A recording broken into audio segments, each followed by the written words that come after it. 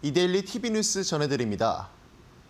일론 머스크 테슬라 최고 경영자가 이재용 회장과 삼성전자 최고위 경영진 등과 화상전화를 통해 직접 협력을 논의했다고 공개하자 삼성그룹주가 강세를 보였습니다. 삼성전자가 이번 계약을 계기로 테슬라와의 신뢰관계가 형성됐고 반도체 위탁 생산뿐 아니라 부품과 디스플레이, 배터리 등 테슬라와 시너지를 낼 수 있는 다양한 사업을 통해 협력을 확대할 수 있다는 기대감이 높아졌습니다. 전문가들에 따르면 삼성전자가 반도체뿐 아니라 자회사들을 통해 넓은 영역까지 테슬라와 협력 관계를 구축해 나갈 가능성이 제기됐는데 삼성전기와 삼성 SDI가 수혜 가능성이 가장 높게 점쳐졌습니다.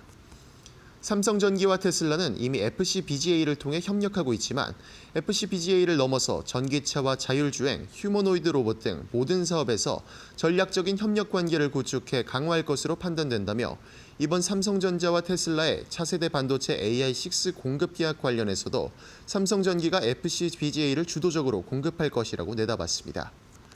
또한 삼성 SDI는 현재 테슬라의 배터리를 공급하지 않고 있으나 삼성 SDI의 ESS용 배터리 공급이 재개될 수 있다고도 전망했습니다. 이번 소식에 삼성전자는 전일 대비 2.83% 상승한 72,600원에 삼성전기와 삼성 SDI도 10.5%와 7.8% 오르며 상승 마감했습니다.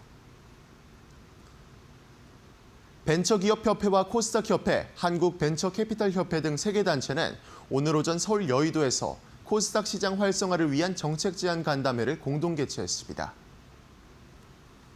현재 코스닥 지수는 1996년 출범 당시보다 20% 정도 낮은 약 800포인트 수준에 머물러 있으며 장기 침체 국면에 진입해 있는 상태입니다.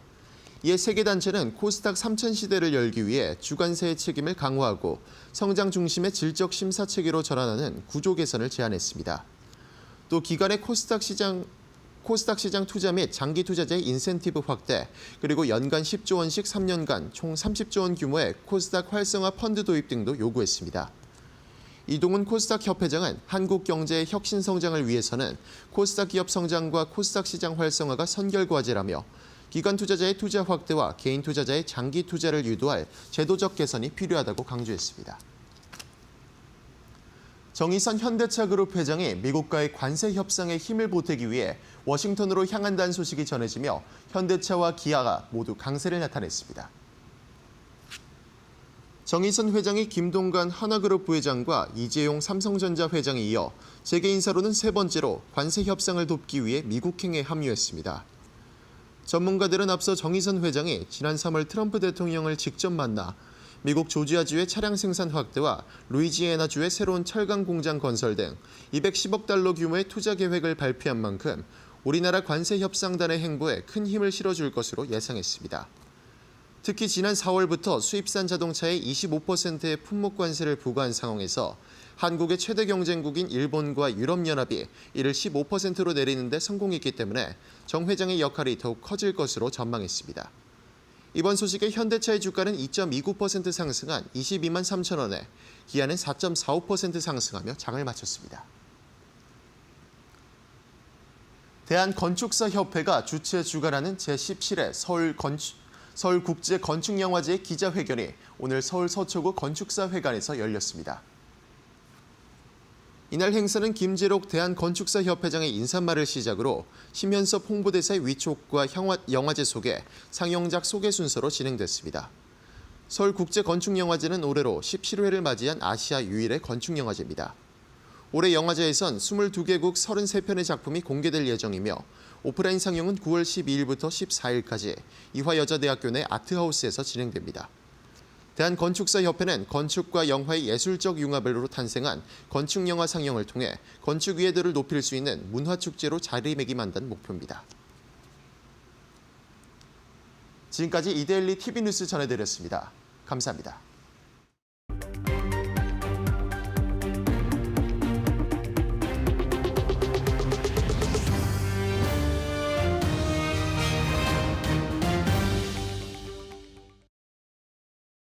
네, 포트폴리오를 업시켜주는 데일리 마케터. 안녕하세요. 김주영입니다. 오늘 수요일 국내 증시는 혼조세로 마감을 했습니다. 그렇지만 코스피는 다시 한번 연중 고점을 경신해냈는데요. 오늘 장중에 계속해서 상승 탄력을 받아가던 국내 증시였는데 마감장 가까워지면서 이 상승 탄력이 둔화되기도 했습니다. 오늘 일중 흐름 어떻게 이어졌는지 조금 자세하게 살펴보시죠. 먼저 코스피부터 확인해 보도록 하겠습니다. 오늘 코스피 일중 고점이자 연중 고점 3,269포인트를 터치해냈습니다. 사실 장 초반에는 한 차례 이 출렁임이 있었습니다. 약보합으로 전환하는 움직임도 있었지만 빠르게 말아 올린 모습이었고요. 이내 강세 흐름을 계속해서 이어가다가 한 2시 기점으로 해서 3시 기점으로 해서 이 상승폭이 좀 둔화됐다라는 점 체크해 보시면 될 것 같습니다. 오늘 코스피는 3,254포인트에서 마감했습니다. 다음으로는 코스닥 살펴보겠습니다. 마찬가지로 오전장에 한 차례 출렁임이 좀 연출이 됐고요. 이내 상승으로 좀 전환하는 모습이었습니다. 오늘 계속해서 강보합권 횡보하는 움직임들이 연출이 됐었는데 마찬가지로 마감 가까워지면서 약세로 전환한 모습 확인되고 있고요. 오늘 803포인트 선에서 마감했다는 점 확인해 보시죠. 다음으로는 수급적인 부분 확인해 보겠습니다. 네, 먼저 코스피 확인해 보시면요. 오늘 외국인과 기관은 순매수를 했습니다. 외국인과 기관 6거래일 연속 코스피를 담아내고 있는 모습이고요. 특히나 오늘 시장에서 가장 많이 순매수했던 종목은 삼성전자로 꼽히고 있습니다. 오늘 외국인은 5,800억 원 담아냈고요. 기관 같은 경우는 3,300억 원 이상 순매수하는 모습 확인되고 있습니다. 반면에 개인 같은 경우는 오늘 9,800억 원 이상 1조 가까운 물량을 출회했다는 점 체크해 보셔야 될 것 같습니다. 다음으로는 코스닥 확인해 보시죠. 네, 오늘 코스닥 마감 상황에서는 외국인만이 순매수하면서 마감을 했습니다. 사실 장중 흐름으로 보자면 개인만이 계속 순매수 흐름을 이어갔고요. 오늘 외국인과 기관 같은 경우는 수급적인 변동이 계속 이어지면서 이 방향성을 잡지 못하고 갈팡질팡하는 모습이었는데요. 마감장 가까워지면서 외국인들의 매수폭이 늘어났고요. 오늘 450억 원 담아내는 흐름 확인되고 있습니다. 이 밖에 개인과 기관 역시도 오늘 매도폭이 크지는 않았다는 점도 긍정적으로 체크해 볼 수 있겠네요. 그렇다면 오늘 시장에서 어떤 이슈들이 또 부각됐는지 같이 한번 정리해 보시죠. 네, 먼저 첫 번째는 전자부품 관련해서 한번 체크해 보려고 합니다. 오늘 시장의 주인공은 삼성과 테슬라가 아니었나라는 생각이 드는데요. 일론 머스크와 또 이재용 삼성전자 회장의 이 브로맨스가 부각이 되는 시장이었습니다. 앞서 이제 월요일에 공급 계약 체결 소식이 좀 전해졌었는데 오늘 다시 한번 일론 머스크의 X 게시글이 부각이 됐던 거고요. 한 유저가 이런 이야기를 했습니다. TSMC보다 이 칩 제조 기술에서 삼성전자가 뒤처져 있다. 그렇기 때문에 2나노 공정을 통해서 기술을 구현할 수 있을지 잘 모르겠다라고 이야기를 했더니 일론 머스크가 삼성전자 훌륭한 회사다. 같이 일하는 게 영광이다라고 이야기를 하면서 이 삼성전자와 테슬라의 끈끈한 동맹을 좀 확인해 볼 수 있었던 순간이었습니다. 앞서 이야기를 드렸지만 월요일에 삼성전자가 테슬라와의 공급 계약 체결 소식을 전했죠. 하나로 따지면 약 23조 원에 가까운 파운드리 공급 계약 체결 소식이었고요. 이에 따른 삼성전자와 테슬라 공급망에 대한 기대감들이 오늘 시장에 크게 반응을 일으켰습니다. 우선 삼성전기 같은 경우는 삼성전자와의 이 공급망을 통해서 부품을 공급할 수 있다는 기대감들이 붙는 상황이었고요. 삼성 SDI 같은 경우는 앞서 이 테슬라에 이미 공급을 해봤던 이 배터리 공급을 했던 이력이 있습니다. 그렇기 때문에 현재는 중단이 됐지만 다시 이 동맹을 통해서 재개가 될 수 있다는 기대감들이 유입이 됐던 거고요. 오늘 삼성전기와 삼성 SDI 모두 강세 흐름 이어갔습니다. 그리고 지금 이제 미국으로 출국한 이재용 삼성전자 회장인데요. 70억 달러 규모의 미국에 대한 투자를 하겠다라는 소식도 전해졌습니다. 첨단 패키징 시설을 미국에 건설한다라는 이야기고요. 이를 통해서 TSMC와의 경쟁력을 조금 더 확보하겠다라는 의지로 살펴볼 수 있습니다. 이 밖에도 시장에서는 엔비디아 이 경영진과의 만남도 있을 수 있다라는 전망을 내놓고 있는데요. 사실 그간 삼성전자 주가의 발목을 잡았던 것이라고 하면은 파운드리 그리고 HBM을 꼽을 수가 있는데 이 파운드리 같은 경우는 앞서 테슬라와의 공급 계약 체결 소식이 더해지면서 어느 정도 좀 진전이 되고 있다라고 볼 수 있고 또 엔비디아와 이렇게 만남을 가지면서 이 HBM 퀄 테스트가 조금은 나아질 수 있지 않을까라는 기대감도 오늘 시장에 붙었던 것 같습니다. 그리고 오늘 LG 에너지 솔루션발 호재도 하나 있었습니다. 테슬라와의 6조 원 규모의 LFP 공급 계약 소식이 또 전해졌던 건데요. 이 6조 원이라고 하면은 2024년 LG 에너지솔루션 매출의 23%가량을 차지하고 있습니다. 그만큼 엄청난 규모의 공급 계약을 체결했다라고 보시면 될 것 같고요. 우선 계약 기간 같은 경우는 3년 정도로 예측이 되고 있는데 향후 이 고객사와의 합의를 통해서 7년까지도 연장할 수 있다는 내용도 담겨 있었습니다. 그렇다면 왜 테슬라로 꼽히고 있는지 한번 살펴봐야 될 것 같은데요. 우선 테슬라 같은 경우 1분기 실적 컨퍼런스에서 이런 이야기를 했습니다. 관세 영향에 따라서 중국 이외의 국가, 그러니까 미국 내에서 생산하고 있는 기업들을 이 LFP 공급망을 좀 찾고 있다라고 이야기를 했었고요. 지금 LG 에너지솔루션 같은 경우는 미국 내에서 오하이오주, 또 미시간주 이런 곳에서 생산 기지를 보유하고 있기 때문에 LG 에너지솔루션이 좀 어필이 됐다라고 시장은 보고 있는 상황입니다. 삼성 SDI에 대한 기대감도 있었고 오늘 LG 에너지솔루션의 이 호재에도 영향을 받아갔는데요. 그렇다면 시장에서는 어떤 종목들이 강세로 마감했는지 살펴보시죠. 네, 전자부품 관련한 종목들 체크해 보시면요. 앞서 삼성전기 같은 경우는 10%대 급등으로 마감을 했습니다. 그밖에 삼성 SDI도 7.8%대 강세로 마감을 했고요. 오늘 AD테크놀로지, 이 디자인하우스 역시나 5%대 강세 흐름 보였고 삼성전자도 2.8%, 장중에는 4% 가까운 상승 탄력도 보여줬습니다. 2.8%대 급등으로 마감했고요. 오늘 LG 이노텍도 이 소식에 영향받아가면서 2.3%대 기대감을 모아가는 모습 확인이 됐습니다. 오늘 전자부품 관련해서 또 반도체 관련해서 시장의 기대감이 컸던 모습인데요. 이어지는 시간에 이런 포인트들 같이 한번 짚어보시고요. 다른 이슈 확인해 보시죠. 네, 두 번째는 반도체 확인해 보도록 하겠습니다. 특히나 이 반도체 중에서도 소캠에 대해서 좀 이야기를 해보려고 하는데요. 우선 SK 하이닉스의 이야기부터 좀 시작을 해봐야 될 것 같습니다. HBM 성장성 의심할 여지가 없다라고 앞서 SK 하이닉스가 2분기 컨퍼런스 콜에서 이야기를 했습니다. 골드만삭스 측에서 HBM의 경쟁이 심화되기 때문에 SK 하이닉스의 이 투자 의견을 매수해서 중립으로 하향 조정했었는데요. 앞서 이런 투자 의견을 제시하면서 SK 하이닉스의 당일 주가는 9% 가까이 급락을 했습니다. 그런데 SK 하이닉스가 여기에 대해서 이렇게 대응을 했다라고 보시면 될 것 같고요.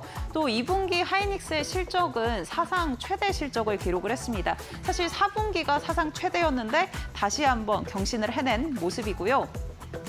결국에는 이 실적을 어떤 부분들이 좀 끌어줬냐라고 보니까 HBM에 대한 이 수요가 성장하면서 주도권을 좀 가져갔다라는 부분들이 2분기 실적을 견인해냈습니다.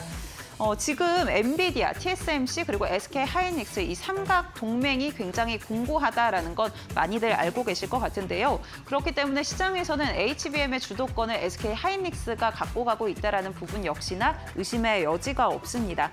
그런데 제2의 HBM이라고 하는 이 소캠에 대해서도 SK 하이닉스가 선도할 것이다라는 기대감들이 계속 시장에 존재를 하고 있는 상황인데요. 이 소캠이라고 하면은 AI 서버 내에서 소비 전력을 절감하는 역할을 합니다. 그러니까 HBM 하면은 고성능에 좀 집중을 했다면 이 소캠 같은 경우는 효율성에 집중을 하는 거고요. 하반기에도 이 SK 하이닉스가 이 부분을 공급한다라는 이야기가 한 차례 나왔는데 여기에 맞춰서 또 엔비디아 측에서 중국향 AI 칩을 하반기에 출시한다라고 이야기했기 때문에 이런 시기들도 맞아가면서 오늘 기대감들 유입되고 있는 상황이었습니다. 오늘 SK 하이닉스도 강보합권에서 마감했던 모습 확인되고 있었는데요. 관련한 종목까지도 기대감들 유입이 됐습니다. 오늘 어떻게 마감했는지 좀 더 자세하게 체크해 보시죠. 네, 우선 대덕전자부터 확인해 보시면요. 오늘 17% 가까운 급등 보이면서 마감을 했습니다. 그밖에 TLB도 4.9%, 또 에이펙트도 4.8%대 강세 흐름 이어갔고요. 오늘 퀄리타스 반도체 그리고 SK 하이닉스도 빨간불 켜내면서 전반적으로 반도체에 대한 시장의 기대감들 확인할 수 있었습니다. 마켓업에서 이런 포인트들 또 같이 한번 짚어보시면 좋을 것 같습니다. 네, 수요일 마켓업은요. 김태훈 파트너와 함께합니다. 저희 지금 바로 시작합니다.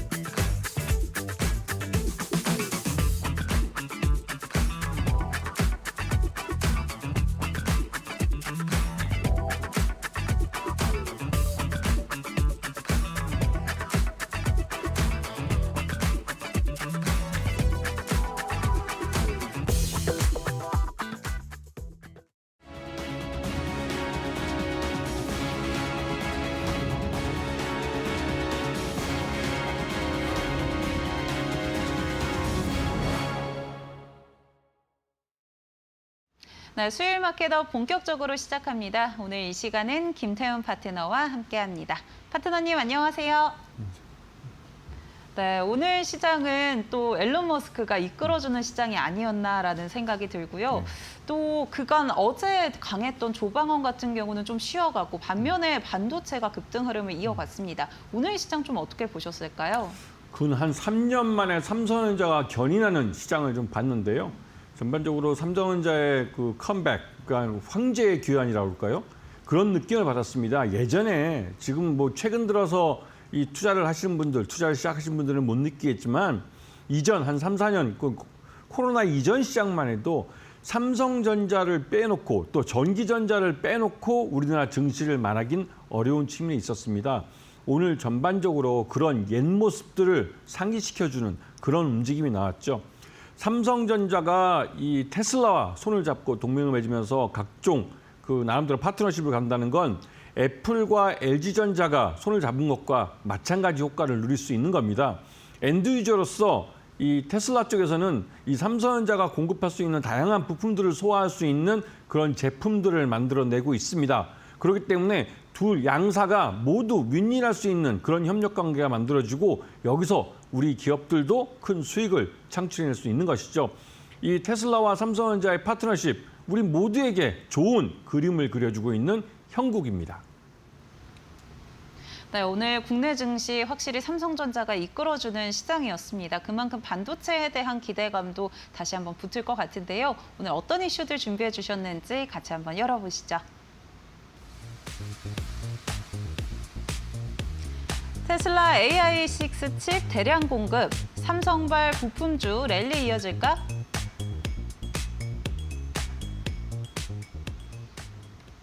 네, 테슬라 관련한 이야기에 오늘 삼성전자와 비롯해서 관련주들 급등 흐름을 이어갔습니다. 오늘 이 부분 같이 한번 체크해 보려고 하는데요.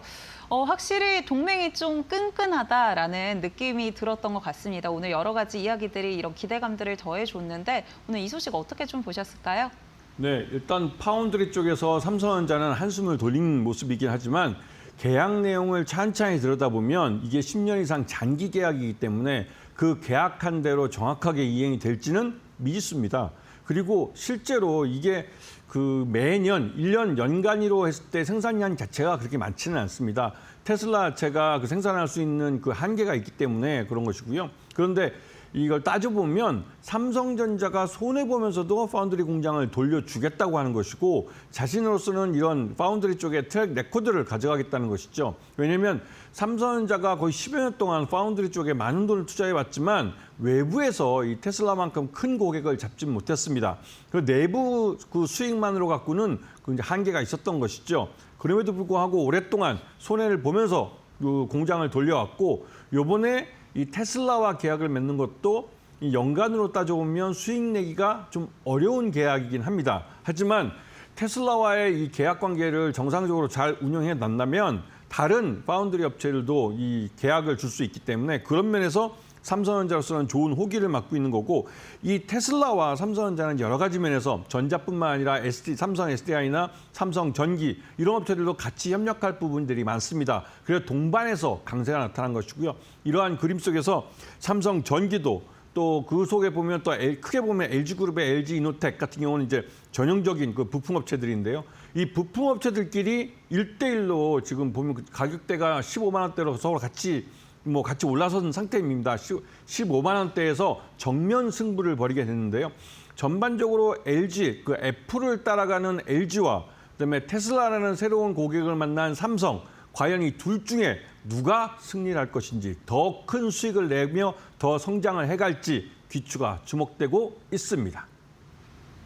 네, 그렇다면 그 와중에 어떤 종목들을 살펴봐야 할지 궁금해하실 것 같습니다. 우리 김태훈 파트너님께서 준비해 주신 종목들 바로 확인해 보시죠. 네, 삼성전기와 LG 이노텍 가져와 주셨습니다. 삼성과 LG의 대결, 과연 어떤 걸 선택해 주실지 궁금한데요. 바로 확인해 보겠습니다. 삼성전기와 LG 이노텍 가져와 주셨습니다. 두 기업 모두 이제 부품을 공급하는 기업인데 관련해서 좀 내용들 어떤 것들 체크해 볼 수 있을까요? 네, 그 삼성전기는 삼성전자에 오랫동안 이제 부품업체로서 봉사를 해왔습니다. 그리고 LG전자 같은 경우는 이제 LG이노텍이 부품업체로서 협력을 해왔죠. 그 양사가 보면 이제 그러니까 카메라 모듈이라는 거에서 그 공통점이 있는데요.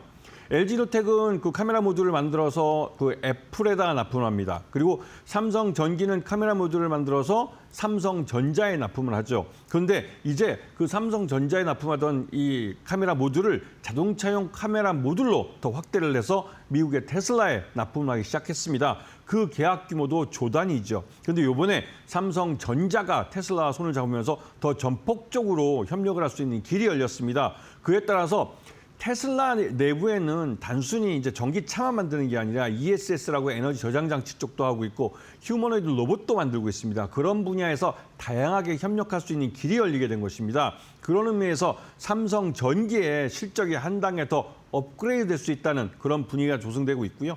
LG전자 쪽 같으면 LG이노텍 같은 경우는 LG가 가장 큰 고객이면서 LG전자를 통해서 애플에 납품을 하고 있습니다. 근데 애플이 성장의 한계가 드러냈다는 말이 나올 정도로 AI 쪽도 그렇고 좀 뒤처지는 느낌입니다. 이런 상태다 보니 삼성전기가 오늘 단 한 번에 한 10%가 넘는 급등세를 나타내면서 빠르게 뛰어가면서 주가가 15만 원대로 올라섰고 뭐 보시다시피 삼성전기나 LG이노텍이나 모두 이제 15만 원대에 진입을 했습니다. 과연 이 둘 중에 누가 더 장기적으로 주가가 더 높이 올라갈지 귀추가 주목되고 있습니다. 네, 그럼 삼성전기와 LG이노텍 각각 포인트 짚어주셨는데 어떤 걸 애프터픽으로 꼽아주실지도 굉장히 궁금한데요. 어떤 걸로 꼽아주실까요? 이 투자를 하다 보면 기세라는 걸 느끼거든요. 종목마다 그 어떤 경영자들의 태도, 그다음에 또 직원들의 사기, 그리고 또 이들이 거래하는 거래처 이런 것들을 보면서 어떤 주가 흐름에서도 어떤 기세라는 걸 느끼게 됩니다. 그런데 그런 걸 좀 전에 말씀드렸듯이 그러니까 애플 쪽을 거래하는 LG이노텍과 이 테슬라와 삼성전자를 거래하는 삼성전기 지금 이 흐름을 보시게 되면 삼성전기에 뭔가 좀 이 기가 좀 흐르고 있다라는 느낌을 뭐 지울 수가 없습니다. 삼성전기가 오랫동안 그 MLCC라는 그 콘덴서류에 이런 것들을 삼성전자에 납품을 하면서 성장을 해왔지만 실제로 최근 들어선 카메라 모듈이나 이런 쪽에서 더 크고 있고 또 그 반도체용 그 PCB 그 FCBGA라는 건데요. 이쪽도 수요를 늘리면서 다양한 제품을 중심으로 해서 수익성 있는 사업을 하고 있습니다. 그런 면에서 삼성전기에 대한 재평가가 시장에서 이루어질 가능성이 큰 그런 상황입니다. 네, 지금 기세를 타고 있는 삼성전기인 것 같은데요. 오늘도 그런 기대감들 시장에 반영된 것 같습니다. 급등으로 마감을 했다라는 점 체크해 보시면서 앞으로 이 테슬라 또 삼성전자 이야기 계속 나오면은 삼성전기도 관심권을 두고 살펴보시면 좋을 것 같습니다. 저희 다음 이슈도 체크해 보시죠. HBM 넘어 소캠 시대, 차세대 반도체 주도권 경쟁 본격화.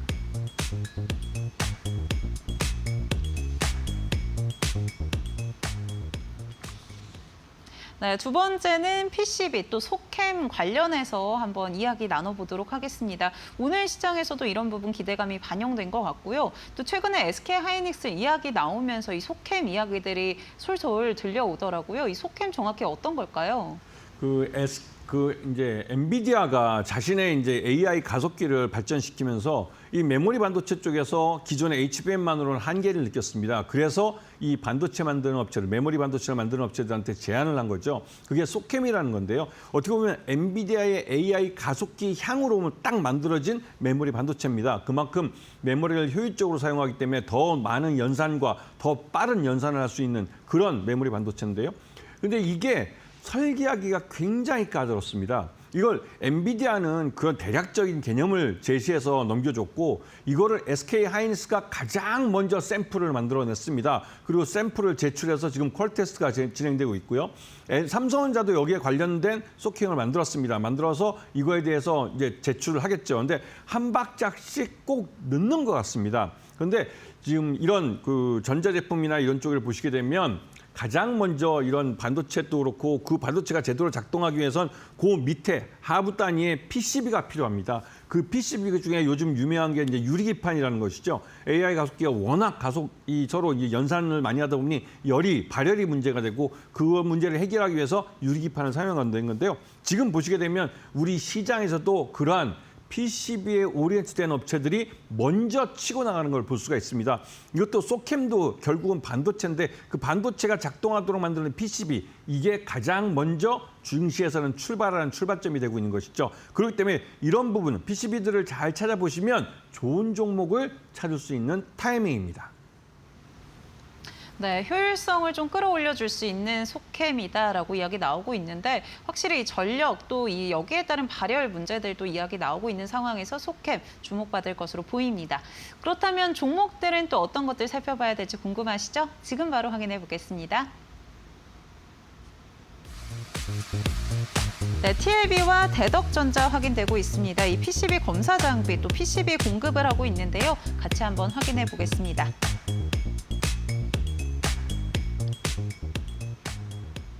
네, TLB와 대덕전자 가져와 주셨는데요. 제가 알기로는 한 곳은 장비고 또 한 곳은 직접 공급을 한다. 이렇게 알고 있는데 어떻게 포인트가 맞을까요?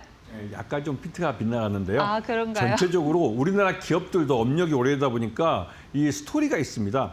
제일 처음에 이런 그 전자제품 부품들을 만들기 위해서 삼성전자나 LG전자나 옛날에 금성사였죠. 이런 데서 만드는데 기본적인 전자 부품이 필요한데 그 전자 부품을 만드는 대덕이라는 회사가 만들어졌습니다. 그 대덕 안에서 PCB를 특화해서 PCB 기본적인 전자제품 할 때 녹색 회로피안으로 만드는 게 있는데요. 그 PCB를 만드는 게 대덕전자입니다. 그래서 분사해서 떨어져 나왔죠. 대덕에서 대덕전자가 떨어져 나온 겁니다. 그 대덕전자 내에서 이 일반적인 그 PCB가 아니라 좀 더 특화된 반도체라는 고부가치 이 PCB를 따로 띄어서 만든 게 바로 TLB입니다. 그렇기 때문에 TLB가 가장 늦게 그러니까 최근에 만들어진 회사죠. 그러면서도 굉장히 고부가가치 PCB를 만듭니다. 그리고 그 고부가가치 PCB라는 건 최신 기술로 만들어지기 때문에 소캠, 좀 전에 말씀드렸던 소캠이라는 거 아직 양산은 태워지지 않고 시제품을 만들어서 퀄 테스트하는 그런 제품입니다. 그 제품의 PCB도 TLB에서 먼저 개발을 해냈습니다. 그렇듯이 요즘 최근 들어서 이러한 반도체 PCB들이 굉장히 고집적이 되면서 굉장히 까다롭게 만들어집니다. 그 기술 자체가 장벽이 되기 때문에 다른 업체들이 뛰어들기도 굉장히 어려운 거죠. 어중이 떠중이 PCB 만든다고 다 만들 수 있는 게 아닙니다. 그러한 PCB를 이 TLB가 만들어내고 있고 또 대덕전자도 뒤늦게지만 다른 그 아까 말씀드렸던 FCBGA라는 반도체 PCB를 개발해냈습니다. 그리고 이걸 대량으로 양산해내고 있죠. 개발을 하는 건 쉽지만 양산을 하는 건 또 다른 문제입니다. 왜냐하면 그만큼 경제성 있는 가격에 만들어야 되기 때문에 그런 것이죠. 그렇기 때문에 대덕전자도 굉장히 기술력이 있고 최근 들어서 주가가 급하게 오르는 것은 이러한 부분들이 실적으로 연결되기 때문에 그게 주가에 뒤늦게 반영이 되는 겁니다. 올 하반기 전기전자 쪽 이런 쪽을 보지 않으면 이런 종목을 내 포트폴리오에 담지 않으면 시장 수익률을 따라가기 굉장히 어려운 그런 시장이 될 겁니다. 네, 시장의 상승세에서 수익률을 또 내려면 이 전기전자 관련한 종목들도 내 포트폴리오에 담아봐야 된다라고 이야기해 주셨는데요. 그렇다면 종목들은 또 어떤 거 가져와 주셨는지 궁금합니다. 같이 확인해 보시죠. 네, TLB와 대덕전자죠. 애프터픽은 또 어떤 거 꼽아주실지 궁금한데요. 네, 그 중에서도 가장 잘 나간다는 TLB입니다. TLB가 최신 제품을 만들기 때문에 굉장히 부가가치가 높습니다. 왜냐하면 이 TLB에 발주를 주는 쪽에서도 이게 최신 제품이기 때문에 수율이 낮고 하는 점을 알기 때문에 굉장히 비싼 가격에 발주를 주죠. 앞에서 잠깐 말씀드렸던 대덕전자도 가격이 이렇게 갑자기 주가가 급등하게 된 이유가 다른 것보다도 이 FCBGA 같이 이 초기에 양산하는 제품에 대해서 단가가 높아질 수밖에 없습니다. 그 말뜻은 기존의 대덕전자가 만들던 PCB보다 훨씬 고부가가치 제품들을 더 많이 만들면서 단가도 올라가기 때문에 그 전체적으로 수익률이 좋아진다는 것이죠. 그렇게 되면 기업 가치도 올라가게 됩니다. 그런 면에서 TLB는 지금 당장 만들고 있는 DDR5에 대한 그 PCB나 이런 것뿐만 아니라 향후 제품, 다음 시장을 이어가는 소캠의 PCB나 아니면 그 아까 말씀드렸던 그 다른 최신 특수 PCB들에 대한 이런 부분에서 고수익을 낼 수 있는 그런 기업이기도 합니다. 그렇기 때문에 TLB를 여러분 포트폴리오에 담지 않으면 하반기에 아마 이 시장 수익률보다 높은 수익을 가져가기는 좀 어렵지 않나 그런 생각을 해봅니다. TLB 오늘의 애프터픽으로 꼽아주셨습니다. 고부가 가치 제품을 포트폴리오에 담고 있는 만큼 잘 지켜보시면 좋을 것 같고요. 네, 오늘 TLB PCB 관련해서 같이 한번 체크해봤습니다. 이렇게 하반기 나의 수익률을 좀 김태훈 파트너와 함께 공부하면서 챙겨보고 싶다 하시는 분들은 함께하는 방법 안내해드리도록 하겠습니다. 지금 좌측 하단에 QR코드 보이시죠? 스마트폰 기본 카메라 키셔서 가까이 대시면은요, 노란색으로 된 링크가 하나 뜹니다. 이 링크 꾹 눌러주시면 우리 김태훈 파트너와 바로 공부할 수 있는 교육방으로 입장할 수가 있고요. 여기서 시장 어떻게 대응할지 또 앞으로 하반기 전략은 어떻게 세워가 봐야 될지 많은 전략들 주고 계시니까요. 많은 관심 가져보시면 좋을 것 같습니다. 네, 본 방송에서 제공하는 정보는 투자 판단을 위한 조언일 뿐 투자에 따른 책임은 이 상하단에 대한 투자 보장을 하고 있지 않다라는 점 참고해 주시면 좋을 것 같습니다. 저희는 이어서 김태훈 파트너의 비법 강의로 바로 돌아오겠습니다.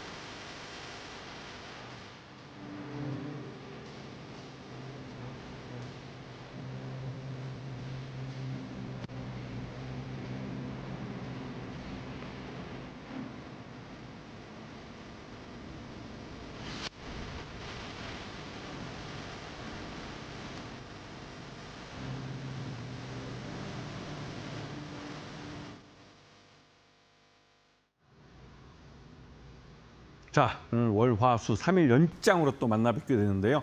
오늘은 여러분들에게 좀 생소할 수도 있는데 이 지난 정부 한 3년 동안 저희가 매번 듣던 게 뭐 탈원전 정책의 백지화 하면서 새로운 원전 르네상스 뭐 이런 말씀을 드렸을 겁니다. 그러면서 뭐 체코 원전도 수주하고 하면서 많은 말을 들었지만 이 여러분들이 들어왔던 이 원전 건설 쪽 부분은 전 세계적으로 사양 산업입니다. 대부분의 이 원전들을 새로 만들기보다는 신재생 에너지나 이런 쪽에 투자를 해서 신재생 에너지에 발전한 전기만으로도 이 대형 원전이 필요 없이 충분히 에너지를 얻을 수가 있는 것이죠. 그래서 SMR이라고 소형 모듈러 원전을 특별하게 이런 AI 데이터 센터만을 위한 이런 에너지원으로 뭐 새로 개발을 해서 상업화하려고 하고 있는 겁니다. 기존에 우리가 알고 있던 대형 원전들, 우리가 이제 우리나라에 대부분 지어진 것들이 대부분 다 이제 대형 원전들인데요. 그런 원전들은 30년 이상 이제 오래되면 이제 다 폐로 수순으로 들어가고 결국은 이제 해체되는 것이죠. 그래서 전 세계적으로 이 원전 해체가 엄청나게 큰 시장입니다. 전 세계적으로 노후한 원전이 한 200개가 넘고 한 400개 정도가 되고 그중에 200개는 완전히 가동을 멈췄습니다. 그리고 앞으로 가동을 멈추는 원전들은 계속 늘어날 겁니다. 근데 문제는 우리 인류가 이런 원전을 만들어는 봤는데 이거를 해체해 본 경험이 거의 없습니다. 미국만이 유일하게 대형 원전을 한번 해체해 봤습니다. 3마일 아일랜드에서 원전 사고가 난 이후에 그 오래된 그 노후한 그 원전, 사고 난 원전을 한번 해체를 해봤는데 그게 미국이 전 세계 유일하게 갖고 있는 시범 케이스입니다. 그 많은 우여곡절 끝에 어떻게 해서 해체하긴 했지만 그게 그만큼 귀중한 그 정보가 되고 자신들의 어떻게 보면 무형의 자산이 되기 때문에 외부에 알려주지 않죠. 결국은 이 원전 해체에 대한 어떤 기술을 습득하기 위해선 우리 스스로가 우리의 원전을 해체를 해봐야 되는 것입니다. 그래서 요번에 처음으로 이 고리 원전의 해체를 승인을 받았습니다. 이 부분은 보시게 되면 이 원전이 1970몇 년인가 그때 처음 만들어져 가지고 이거를 요번에 언제죠? 한 8년 전에 영구 정지한 8년 만에 이번에 처음으로 고리로 해체 승인이 원자력 안전위원회에서 나온 겁니다. 그만큼 원전 해체에 대해서 심사숙고를 많이 한 것이죠. 왜냐하면 우리 인류가 해보지 않은 일이기 때문에 그렇습니다. 원전 내에는 대단히 위험한 고준위 방사능 폐기물들이 쌓여 있습니다. 그게 우리 일반 사회에 공개될 경우에는 이 인체에도 굉장히 큰 해가 될 뿐만 아니라 환경도 인간이 살 수 없는 땅으로 만들어버리죠. 그렇기 때문에 이 원전 해체는 굉장히 신중한 고도의 기술이 필요한 그리고 또 안전을 요하는 그런 기술이기도 하죠. 그래서 여기에 대한 기술을 습득해야 되는 게 우리 인류의 당면한 과제입니다. 그리고 우리나라는 올해 처음으로 이거에 대한 결정을 내렸고 내년 2026년이 처음으로 원전 해체에 도전을 하는 첫 삽을 뜨는 그런 해가 될 것입니다. 그렇기 때문에 우리 증시에서도 요 관련된 그저께 이제 원자력 안전위원회에서 고리 1호기에 대한 해체 승인이 났을 때 주가가 반짝했었죠. 그 말 뜻은 여기에 관련된 종목들이 대부분 원전 건설과 관련된 그런 종목이면서 또 한편으로 원전 해체에 대한 준비를 해왔던 그런 기업들입니다. 그래서 기술을 갖고 있는 기업들이죠. 그 기술을 처음으로 필드에서 사용해 보는 겁니다. 그래서 굉장히 중요하죠. 여기에 성공을 하게 되면 우리 한국 기업들은 전 세계에 한 200여 개, 또 처음엔 200여 개지만 향후 이게 400여 개까지 늘어날 수 있는 원전 해체 시장의 거의 독점 사업자가 될 수가 있습니다. 그렇기 때문에 이게 굉장히 중요한 거죠. 그래서 신규 원전 건설은 점점 세계적으로 사양산업, 이 대형 원전을 점점 짓지 않습니다. 그리고 노후 원전을 해체하는 것은 건건이 매 시간이 지날 때마다 노후 원전은 늘어날 수밖에 없는 것이죠. 이 부분을 잘 기억하셔야 되는 겁니다. 자, 노후 원전 해체 시장은 말 그대로 이제 고리 원전이 1978년에 만들어졌고 이 첫 가동을 그때 시작해서 2007년에 수면 연장을 한번 했습니다. 수면 연장을 하게 되면 그러니까 원자로의 이런 안전 보강을 해서 수명을 몇 년 더 연장하는 건데 그 비용도 많이 들 뿐만 아니라 그렇게 해서 발전한 전기의 전기료 자체가 굉장히 비쌉니다. 그래서 수면 연장을 할 필요가 없는 것이죠. 그럼 어떻게 보면 그 손해볼 짓을 하고 있는 겁니다. 왜냐하면 지금 당장 해체할 수 있는 기술이 없기 때문에 일단은 어찌어찌 그냥 가동을 계속하면서 이 수명만 연장해 가는 것이죠. 그러다가 2015년에 더 이상 안전에 대한 투자를 해도 위험하다고 판단해서 영구 정지를 했고 이번에 이 해체에 대한 승인이 나온 겁니다. 그래서 이번에 대한 해체에 대한 준비를 하고 주요 설비를 제거한 이후에 가장 핵심이 되는 원자로 안에 있는 방사성 폐기물들을 제거하는 작업에 들어가고 이게 전체적으로 한 10년 정도 계획을 잡고 있습니다. 그리고 그 10년간 이 하나의 원자로를 해체하는데 한 1조 원 정도의 예산이 들어갈 거라고 책정이 돼 있는데 이게 실제로 우리가 안 해봤기 때문에 추가적으로 더 늘어날 수 있는 여지가 있는 것이죠. 그리고 지금 현재 이 고리 원전을 포함해서 전 세계적으로 이러한 노후한 원전들이 한 500여 개 되고 그중에서 한 200여 개가 영구히 정지를 하는 상태입니다. 결국은 해체를 대기하고 있는 물량들이죠. 그래서 노후 원전 해체 시장은 굉장히 큰 시장이고 성장하고 있다는 부분을 기억하셔야 되고 이제 유망 테마주로 넘어가는데 오르비텍, KNR 시스템, 우진엔텍 이러한 세 종목은 관련된 기술을 갖고 있고 이 원전 해체 시장이 열릴 때 가장 먼저 참여를 할 기업들입니다. 오르비텍 같은 경우는 원전 반사성 관리에 대한 기술을 갖고 있고 폐기물이나 이런 것을 분석 처리할 수 있는 전문 기업이기도 하고 KNR 시스템은 원래 로봇을 만들고 이런 로봇을 갖고 테스트를 하는 그런 회사인데 이번에 원전 해체 로봇을 국산화하는 데 성공했습니다. 원전 해체 로봇은 굉장히 어려운 게 이 라디칼, 즉 방사능 안에서 어떠한 작업을 해야 하기 때문에 뭐 가까운 여러 후쿠시마 원전 같은 경우는 일본 정부에서 그 첨단 로봇을 동원해서 뭐 폐기물을 빼내오겠다 그러지만 단 1g도 못 꺼내온 상태입니다. 그만큼 이 굉장히 어려운 환경에서 작업을 해야 되는 것이죠. 그리고 우진엔텍 이 업체는 원자력 화력 발전이나 뭐 계측 제어 시스템을 만드는 회사고 또 정비를 하는 업체인데요. 이 관련돼서 이 업체도 역시나 이 폐로 즉 원전을 해체하는 관련된 기술을 개발해서 갖고 있는 회사입니다. 그래서 이제 곧 이제 전하는 말씀 잠깐 듣고 바로 종목에 대해서 들어가 보도록 하겠습니다. 네, 오늘 강의는 원전 해체 관련해서 가져와 주셨습니다. 원전 테마가 부각이 되면서 원전 해체까지 수급이 확대되는 모습이었는데요. 그렇기 때문에 앞으로 이 원전 내년까지도 실적이 좋다라는 이야기 나오고 있는 상황에서 원전 해체까지도 같이 한번 체크해 보셔야 될 것 같습니다. 그렇다면 종목들은 또 어떤 것들 같이 준비해 주셨는지 궁금해 하실 것 같은데요. 이어지는 시간에 확인해 보시면 좋을 것 같고요. 이렇게 시장에서 기대감을 갖는 업종들 또 섹터 이런 부분들 우리 김태훈 파트너와 함께 같이 대응해 나가고 싶다 하시는 분들은 함께하는 방법 안내해 드리도록 하겠습니다. 지금 좌측 하단에 QR코드 보이시죠? 스마트폰 기본 카메라 켜셔서 가까이 되시면은요 링크가 뜹니다. 이 링크 꼭 눌러주시면 공부방으로 바로 입장하실 수가 있고요. 김태훈 파트너와 함께 이렇게 시장에서 핫한 이슈 그리고 공략주까지 같이 한번 타점 짚어보시면 좋을 것 같습니다. 네, 나는 이 방법이 조금 어렵다 하시는 분들은요. 샵 3772번으로 김태훈 보내주시면 저희가 함께하는 방법 안내해드리도록 하겠습니다. 저희 이어서 김태훈 파트너님이 준비해주신 공략주 바로 확인해 보겠습니다. 네.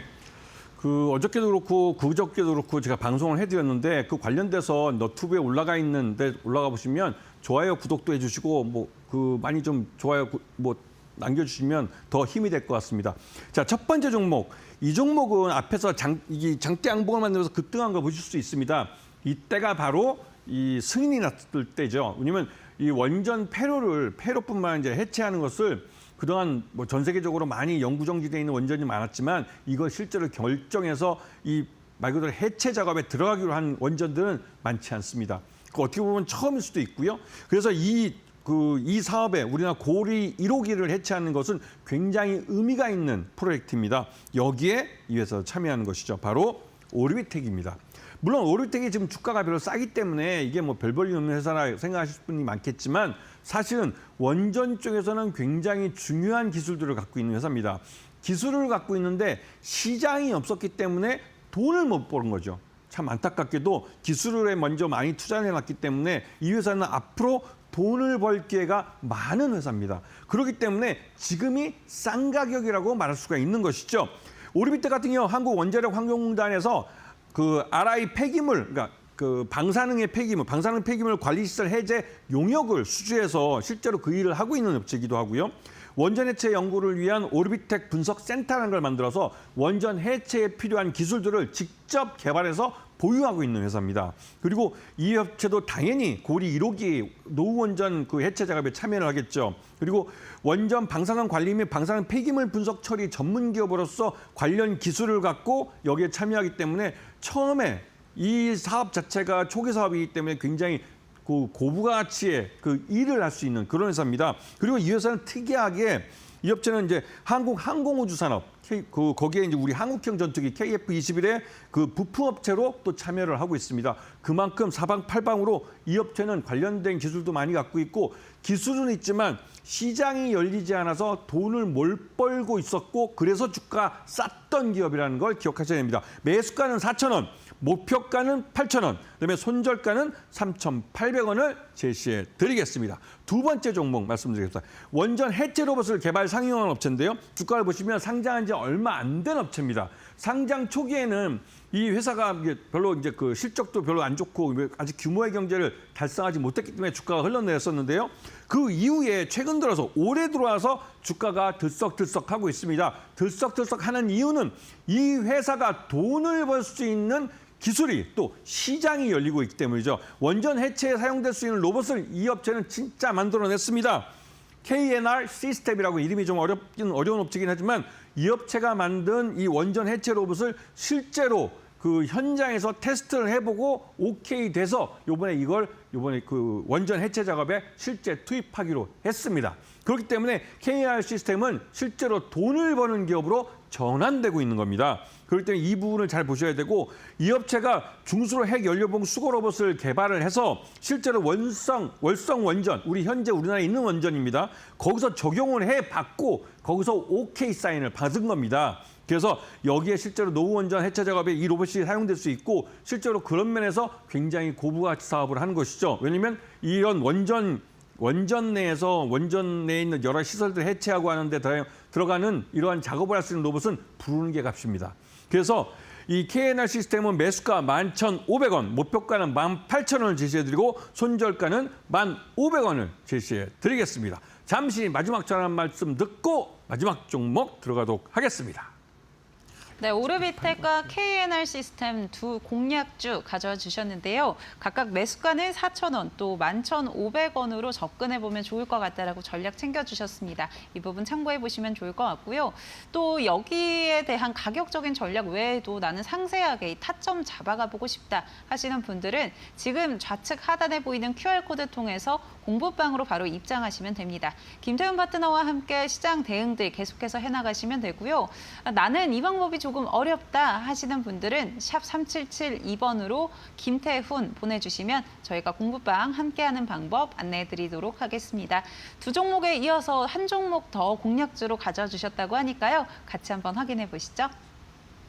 네, 이 종목도 역시나 앞에 큰 산을 만들었죠. 이 큰 산을 만들었을 때가 바로 이 원자력 안전위원회에서 해체 승인을 내준 날입니다. 그리고 그 후유증으로 지금 주가가 좀 설설 기고 있는데 이게 여러분들에게는 기회가 되는 겁니다. 왜냐하면 원전 해체의 원년은 올해가 아니라 내년입니다. 내년 첫 삽을 띄고 내년에 실제 사업에 들어가기 때문에 실제로 매출을 일으키는 건 내년이죠. 올해는 준비 사업을 하는 해입니다. 그런 면에서 이 우진엔텍이라는 이 회사도 주심껏 보셔야 되는데요. 우진엔텍은 우진이라는 원자력 관련된 업체의 자회사입니다. 그래서 여기에 관련된 원자력 관련된 다양한 기술들을 확보하고 있고 특히나 폐로에 관련돼서는 여기도 그러니까 원전 내 폐로했을 때 그 안에서 나오는 방사능 폐기물들을 처리할 수 있는 기술, 이건 굉장히 중요한 기술입니다. 아까 이 원전을 해체할 때 순서가 있다고 그러는데 마지막 순서가 바로 이 방사능 폐기물을 처리하는 기술이죠. 이게 가장 중요합니다. 그 가장 중요한 기술에 우진엔텍은 기술을 갖고 있습니다. 그렇기 때문에 실질적으로 우진엔텍이 이 원전 폐로에서 그러니까 원전 해체 사업에서 가장 큰 수익을 낼 수 있는 그런 종목이죠. 그렇기 때문에 이 종목을 잘 보셔야 되고 일단 매수가는 27,500원, 목표가는 42,000원, 손절가는 26,000원을 제시해 드리겠습니다. 네, 마지막 공략주 우진엔텍까지 만나봤습니다. 매수가 27,500원으로 접근해보면 좋을 것 같다라고 이야기해 주셨으니까요. 전략에 참고해 보시죠. 네, 계속해서 김태훈 파트너와 함께하고 싶으신 분들은요. 좌측 하단 통해서 공부방으로 입장하시면 될 것 같고요. 나는 QR코드가 조금 어렵다 하시는 분들은 샵 3772번으로 김태훈 보내주시면 저희가 함께하는 방법 안내해 드리도록 하겠습니다. 네, 오늘 강의와 함께 공략주들 가져와 주신 김태훈 파트너와는 여기서 인사드리도록 하겠습니다. 파트너님 고맙습니다. 네, 저희는 이어서 넥스트레이드 살펴보겠습니다. 먼저 시가총액 상위 종목들 확인해 보시죠. 먼저 코스피부터 확인해 보시면요. 오늘 확실히 반도체의 흐름이 강합니다. 삼성전자의 경우에는 현재 구간에서도 강세 흐름 이어가면서 2.2%대 강세 흐름 보여주고 있고요. SK하이닉스도 0.38% 강보합권에서 움직임 나오고 있습니다. LG에너지솔루션도 오늘 장중의 흐름 계속 강한 모습 이어갔는데 현재 구간 강보합으로 좀 전환한 모습 확인되고 있고요. 39만 2,500원 선 지나가고 있습니다. 오늘 수주 소식이 나왔음에도 불구하고 좀 상승 탄력은 둔화된 모습입니다. 삼성바이오로직스도 0.9%대 1% 가까운 오름세 이어가고 있고요. 어제 조방은 강했지만 오늘은 좀 쉬어갑니다. 하나 에어로스페이스 1.8%대 조정이 이어지고 있습니다. 다음으로는 코스닥 시가총액 상위 종목 확인해 보시죠. 알테오젠 1.2%대 하락세가 이어지고 있고요. 오늘 2차 전지 전반적으로 이 LG에너지솔루션발 호재에 훈풍이 불었는데 에코프로비엠은 3.7%대, 에코프로 2%대 상승 탄력 받아가고 있습니다. 반면에 펩트로는 오늘 조정 흐름 나왔습니다. 네, 4거래일 만에 하락으로 좀 전환했고요. 3.3%대 현재 구간 약세 흐름 이어가고 있는데 다만 코스닥에서 외국인들이 펩트론을 순매수했다는 점은 체크해 보셔야 될 것 같습니다. 다음으로는 HLB 1.8%대 하락세 확인되고 있습니다. 네, 저희 넥스트레이드 살펴봤습니다. 네, 저희 이어서 종목 상담 코너로 돌아올 텐데요. 저희와 계속해서 함께하는 방법 안내해드리도록 하겠습니다. 3가지 방법 통해서 함께하실 수가 있고요. 나는 전화로 고민 상담하고 싶다 하시는 분들은 02-3772-0269번으로 연락 주시면 되고요. 나는 문자 통해서 고민 남기고 싶다 하시는 분들은 샵 3772번, 또 유튜브 실시간 채팅하고 싶다 하시는 분들은 유튜브에 이데일리 TV 검색해서 들어오시면 라이브 방송에서 실시간 채팅 바로 남기실 수가 있습니다. 내가 보유하고 있는 종목과 매수가 그리고 비중 이렇게 3가지 남겨주시면서 고민되는 지점이 있으시다면 좀 더 상세하게 남겨주시면 좋을 것 같습니다. 네, 저희 2부는 서대 이데일리 TV 전문위원이신 서동구 위원님과 함께 하고요. 지금부터 사연 보내주시면 저희는 집계 후에 돌아오도록 하겠습니다. 저희 연락 늦게 주시면 오늘 방송 중에 상담 어려울 수 있다는 점 다시 한번 말씀드리고요. 빠르게 연락 주시면 좋을 것 같습니다. 저희는 집계 후에 잠시 후에 돌아오도록 할게요. 채널 고정해 주세요.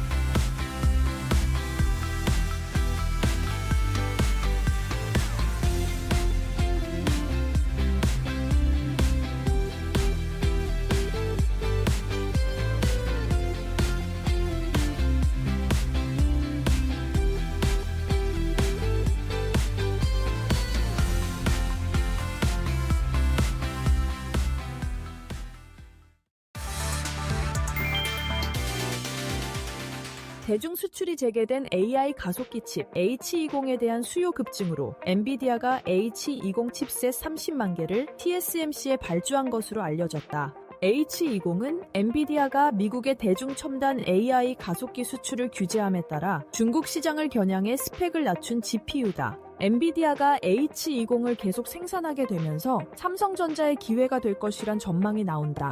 이미 SK하이닉스나 마이크론이 H20용 HBM3 생산을 중단하고 HBM3E 생산으로 넘어간 단계이기 때문이다. 상반기 삼성전자는 중국 수출 규제가 HBM 출하 중단 여파로 이어지는 직격탄을 맞았지만 H20 수출 재개에 따라 충당금의 일부 환입이 가능하다면 3분기 실적 개선폭도 커진다. 삼성전자가 테슬라 AI6 칩 대규모 수주에 성공한 뒤 퀄컴, 엔비디아, 브로드컴 등 글로벌 빅테크 기업 물량 확보에 총력을 다하고 있다. TSMC 의존과 가격 부담으로 퀄컴이 삼성 파운드리와 협력할 가능성이 제기된다. 삼성은 테슬라와의 협상에서 20% 저렴한 공정 가격과 고객 요구에 맞춘 서비스 마인드로 성과를 냈고 같은 전략을 다른 고객사에도 적용할 방침이다. 업계는 삼성 파운드리 테스트 수율이 60% 이상으로 개선됐다고 보고 있으며 이번 수주가 레퍼런스 역할을 할 것으로 평가한다. 삼성은 이번 성과를 계기로 TSMC 중심의 첨단 공정 시장 판도를 흔들 수 있을지 주목받고 있다. 미국의 상호관세 유예 시한을 이틀 앞두고 구윤철 부총리가 김정관 산업부 장관, 여한구 통상본부장과 함께 미국 상무부 러트닉 장관을 2시간 넘게 면담했다. 기재부에 따르면 29일 오후 3시부터 워싱턴 DC에서 진행된 이 협상은 한미 간 25% 관세 폭탄을 막기 위한 마지막 총력전의 일환이다. 구 부총리는 출국 전 국익을 위한 상생 협상안에 최선을 다하겠다고 밝혔다. 구 부총리는 이어 31일 스콧 베선트 미 재무장관과도 회동할 예정이다. 여기에 김동관 한화 부회장, 이재용 삼성전자 회장까지 방미해 AI 반도체 조선 기술 협력을 제안하며 협상 지원에 나섰다. 애플이 내년 9월 첫 폴더블 스마트폰을 출시할 것이란 전망이 나왔다. JP모건은 해당 모델의 출고가를 $1,999로 예측했다. 아이폰 폴드는 갤럭시 Z 폴드와 유사한 형태로 7.8인치 내부 디스플레이와 5.5인치 외부 디스플레이를 탑재할 것으로 추정된다. 내부 디스플레이에는 주름이 없는 패널이 적용될 것으로 보이며 삼성 디스플레이가 부품을 공급할 가능성이 거론된다.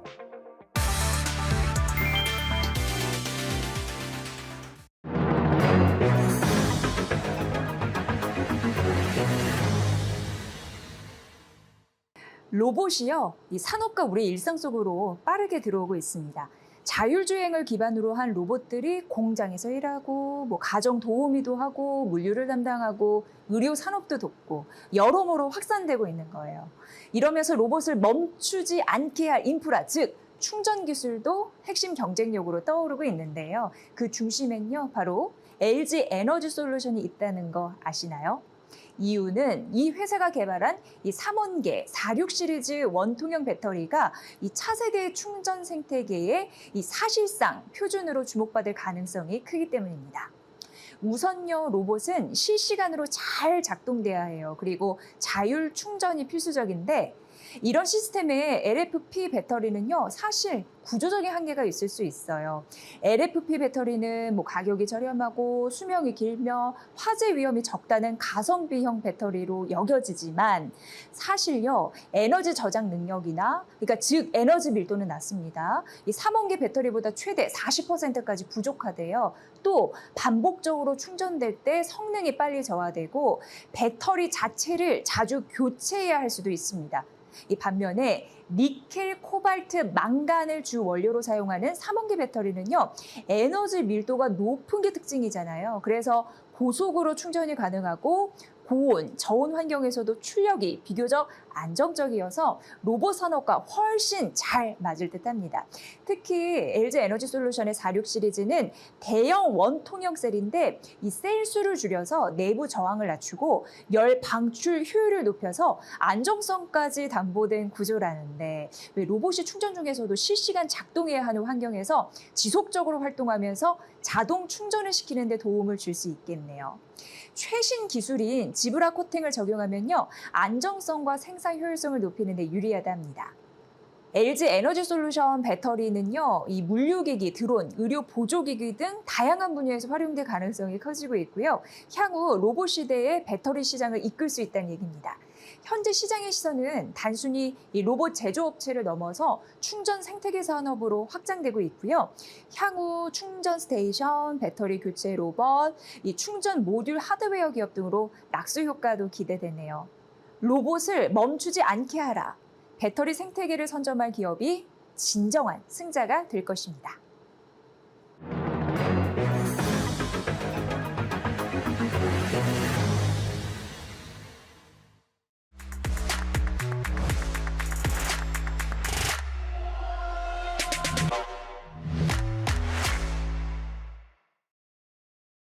네, 애프터마켓 2부 본격적으로 시작합니다. 즐거운 퇴근길, 즐거운 애프터마켓 저희와 함께 해보시죠.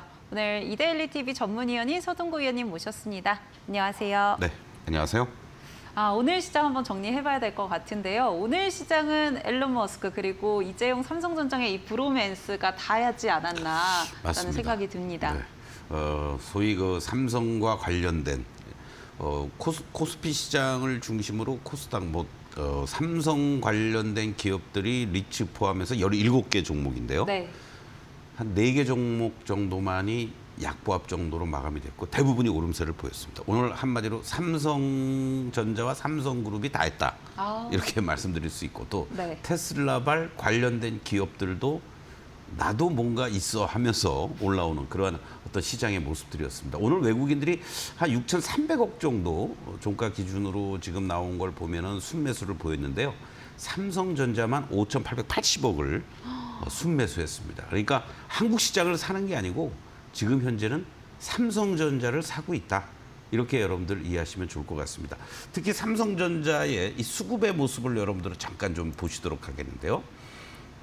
외국인들이 실질적으로 6거래일 연속 순매수를 보여주면서 거의 2조 5천억 이상을 매수를 했는데 이 삼성전자를 기준으로 본다라면은 바로 지난 7월 24일부터 지속적으로 5거래일 연속 순매수하면서 그 매수의 규모가 지난 7월 28일 날 7,650억에서 어제 이제 2,500억, 오늘 5,800억 이렇게 순매수를 보여주고 있습니다.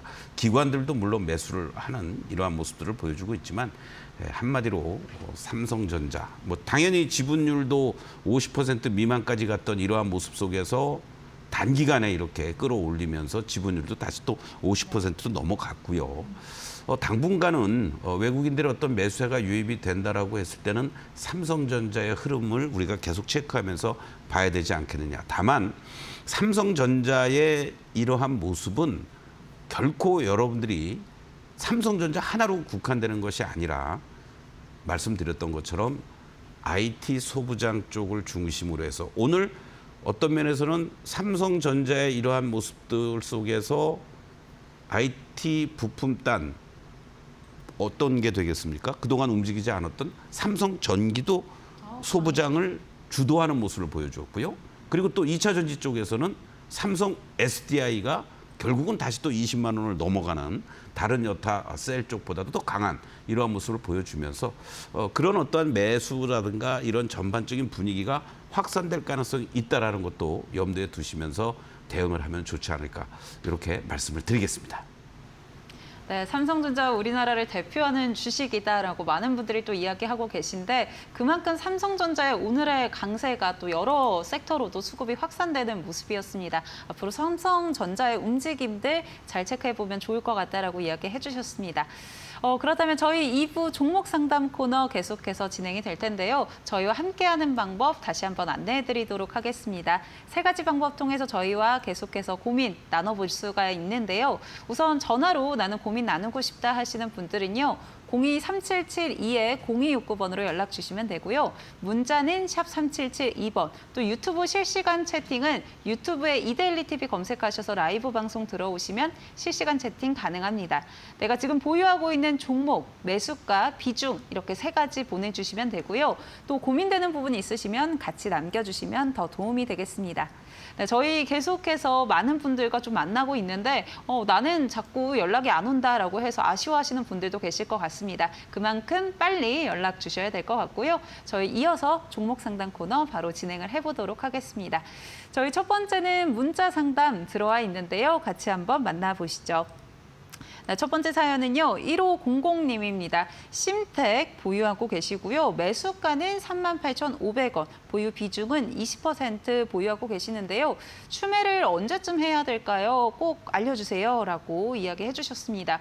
추매를 지금 고민하고 계신 것 같은데 그래도 보유 비중이 많지는 않은 것 같습니다. 위원님, 심택 그래도 좀 매수가보다 많이 내려와 있는 상황인데 전략을 좀 어떻게 잡아야 될까요? 추매를 하고 싶으시면 바로 하시면 되겠죠. 네. 네. 아무래도 뭐 심택도 PCB 쪽 오늘 대덕전자도 급등을 했고요. 상대적으로 좀 상승폭이 적긴 합니다만은 얘 역시 이 어떤 전방 산업의 개선에 따라서 또 메모리 쪽들의 재고 부분들도 일단락 됐다라는 이러한 흐름들. 또 삼성전자를 중심으로 해서 IT 전방 산업들의 어떤 수요가 계속해서 확산될 가능성이 있다라는 이러한 흐름이 결국은 올해 흑자 전환으로 나타날 가능성이 높다 이렇게 말씀드릴 수 있습니다. 실적 추이를 좀 보시면요, 2023년도에 적자 전환된 이후에 작년에도 적자가 지속이 됐습니다. 영업이익 기준으로도요. 또 당기순이익도 마찬가지고 올해 매출단은 뭐 그렇게 크진 않습니다. 그러나 바로 영업이익에서 216억 흑자 전환될 가능성이 높고 내년이 기대가 된다라는 거죠. 912억으로 323% 이상 증가할 것으로 예상이 되는데 올해 좀 부진한 이유 중에 하나는 당기 순이익에 대한 흑자 전환이 이루어지긴 하지만 영업이익 기준으로 본다라면은 당기 순이익은 한 8억 정도 겨우 이제 흑자를 기록할 것으로 이렇게 전망이 되고 있다 보니까 주가의 탄력도가 좀 떨어져 있는 이러한 모습들이다라고 보시면 좋을 것 같습니다. 다행스럽게도요, 전체적으로 컨센서스는 조금 올라가는 이러한 모습들을 보여주고 있다라는 거죠. 직전 적정 주가를 25,750원에서 최근 들어서 이제 목표가가 상향 조정이 되는 이러한 모습 속에 27,800원 정도의 적정 주가를 지금 보여주고 있습니다. 지금 보유하고 계신 분 입장에서 본다라면은 가장 높게 적정 주가가 올라와 있는 게 IBK 투자증권에서 지난 6월 30일 날 발표한 32,000원 내 매수 가격에 한참 못 미치는 이러한 부분이 좀 아쉽긴 하겠지만 결과적으로는 이 목표가라는 것은 주가의 어떠한 우상향되는 모습이라든가 전방산업의 전체적인 PER이 어떻게 좋아지느냐, EPS에 대한 상향 조정 이런 것들이 이루어졌을 때는 상향 조정이 될 수 있다라는 것도 참고하시면서 너무 실망스럽게 아쉬워하실 필요는 없다 이렇게 말씀을 드리겠고요. 주가의 위치들을 한번 보시면은 지난번 구간에서 이렇게 하단을 잘 잡아줬습니다. 하단을 잡아주고 1차 상승한 이후에 다시 한번 눌림 주고 상승 그러면서 직전 고점을 이렇게 살짝 돌파를 해 주었죠. 돌파를 해 주었고 그리고 이제 눌림목이 연출되는 과정에서 올라오고 있는 60일선이 중심이 되면서 안 무너지고 요 24,500원을 중심으로 한 지지력이 확보가 되고 있다는 것을 감안한다라면 현재 시점을 중심으로 해서 충분히 여러분들이 요 22,000원, 1,500원 라인이 되겠죠. 그리고 지금 자리에서는 한 번 더 치고 나갈 수 있는 흐름이 나올 수 있다. 이런 관점에서 오히려 요 23,000원을 중심으로 해서는 충분히 추가 매수할 수 있는 타이밍이 될 수 있다라고 말씀을 드리겠고 문제는 월봉의 모습으로 한번 좀 보시겠습니다. 크게 보면요. 하락 ABC 파동이 다 마무리가 됐죠. 그리고 요 과정 속에서 1차적으로 반등을 한번 줬다가 그리고 눌림 주고 저점을 안 깨고 우상향의 패턴들이 지금 연출이 되고 있습니다. 이 과정에서 강력한 저항이 바로 이 29,000원, 뭐 그냥 쉽게 3만 원이라고 보셔도 되는데요. 이 자리가 지금 엄청난 저항으로 작용이 되고 있다라는 겁니다. 그러니까 삼성전자도 예를 든다면 결국은 68,000원, 7만 원 라인이 돌파가 돼주면서 오늘처럼 이렇게 탄력적인 모습을 보인 거란 말이죠. 그렇기 때문에 지금 만약에 추가 매수를 한다라고 했을 때 단가를 좀 낮추시면서 전체적으로 요 3만 원 근처가 갔을 땐 이번에 매수한 가격은 오히려 일부 정리를 해놓는 그러면서 다시 한번 또 밑에서 매수하면서 한 2번 정도는 고점 매도 저점 매수를 병행하면서 전체 비중 단가 낮추면서 대응해 나간다면 큰 손실 없이 올라올 수 있는 자리들이 나오지 않겠느냐. 1차 목표가 3만 원 제시해 드리겠고요. 그리고 여기서 훼손되지 않으려면 아까 말씀드렸던 것처럼 21,000원에서부터 22,000원이 절대적으로 지지가 돼줘야 된다. 이렇게 말씀을 드리겠습니다. 네, 현재 구간에서 매수 고민하고 계시다면은 평균 단가를 좀 낮춘 이후에 1차 목표가 3만 원 선에서 비중 좀 축소해 나가시면서 전략 세워보시면 어떨까라고 이야기해 주셨습니다. 참고해 보시기 바랍니다. 저희 첫 번째 고민 만나봤고요. 이어서 두 번째 고민도 만나보도록 하겠습니다. 전화 연결되어 있는데요. 시청자님 만나보시죠. 시청자님 안녕하세요. 안녕하세요. 네, 반갑습니다. 어떤 종목 네, 보유하고 수고 계실까요? 많으십니다. 네. 셀트림 제약이고요. 네. 네네, 20%입니다. 저 네. 9만 원에. 네, 셀트리온 제약이고 9만 원에 보유 비중 20% 보유하고 계신데요. 네네네네. 좀 네네. 보유하신 지 좀 되셨나 봐요. 아우, 엄청 오래됐어요. 한 3년 됐어요. 네. 그리고 아무래도 좀 매수가가 전체적인 가격이 좀 내려와 있어서 고민도 많으실 것 같은데 저희 같이 한번 제가 네. 방송을 서동구 전문가님 방송을 잘 보고 있거든요. 네. 네, 그래서 신청하게 됐어요. 우리 서동구 의원님 팬이 참 많습니다. 네. 네, 안녕하세요. 반갑습니다. 네네. 네. 반갑습니다. 방송을 보시면서 다른 분들의 어떠한 그 보유 종목들 또 어떻게 참고를 하시나요? 제가 말씀드리는 거를. 그 매수가의 동기, 그 뭐 어떻게 해서 매수했다든지, 뭐 또 매도 그 어느 정도 시기를 잘 정해 주시는 것 같아요. 그 과정을 굉장히 속 시원하게 풀어주는 것 같아요. 아, 그렇습니까? 네. 자, 셀트리온 제약도 좀 속 시원하게 제가 해드려야 되는데 저도 참 네. 답답해요. 예. 사실은 뭐 3년 이상 예, 네, 보유하고 3년 계신. 되다 보니까. 예. 네네. 그리고 다행스러운 것은 일단 비중 자체가 한 20% 정도니까 운신의 폭은 좀 넓다 이렇게 먼저 말씀을 좀 드리겠습니다. 그리고 또 하나는 이제 뭐냐면 사실은 이 셀트리온의 움직임과 연동이 된다라고 일단은 보시면 좋을 것 같아요. 네네네. 그렇죠? 그렇더라고요. 예, 그래서 네네. 그나마라도 이제 셀트리온을 먼저 한번 좀 보겠는데요. 실적도 긍정적으로 나왔고 관세에 대응하기 위해서 지금 셀트리온 그룹이 이 미국의 대규모 투자라든가 이러한 부분들을 단행한다라는 얘기들을 하고 있어요. 네네. 지금 어제는 계속 그렇죠. 그러더라고요. 예. 그리고 셀트리온의 이 월봉의 모습을 보시면은 제가 이제 먼저 셀트리온을 먼저 보여드릴게요. 자, 이렇게 네. 계단식으로 한 단계씩 올라서는 모습을 보이죠.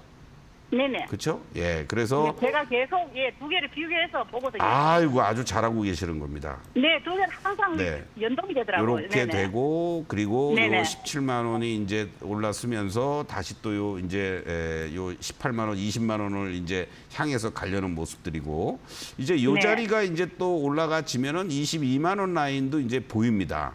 그러면 이 셀트리온이 여기서 이제 이 저항을 돌파하고 18만 원에 안착해 준다라면은 22만 원 정도까지 갈 수 있는 룸이 있다라고 보는데 이 셀트리온 제약의 모습을 한번 보자고요. 셀트리온 제약은 셀트리온이 15만 원대에서 헤매고 있을 때 가격에서 그냥 그대로 있어요. 5만 원대에서. 그렇죠? 5만 원 초반 자리에서.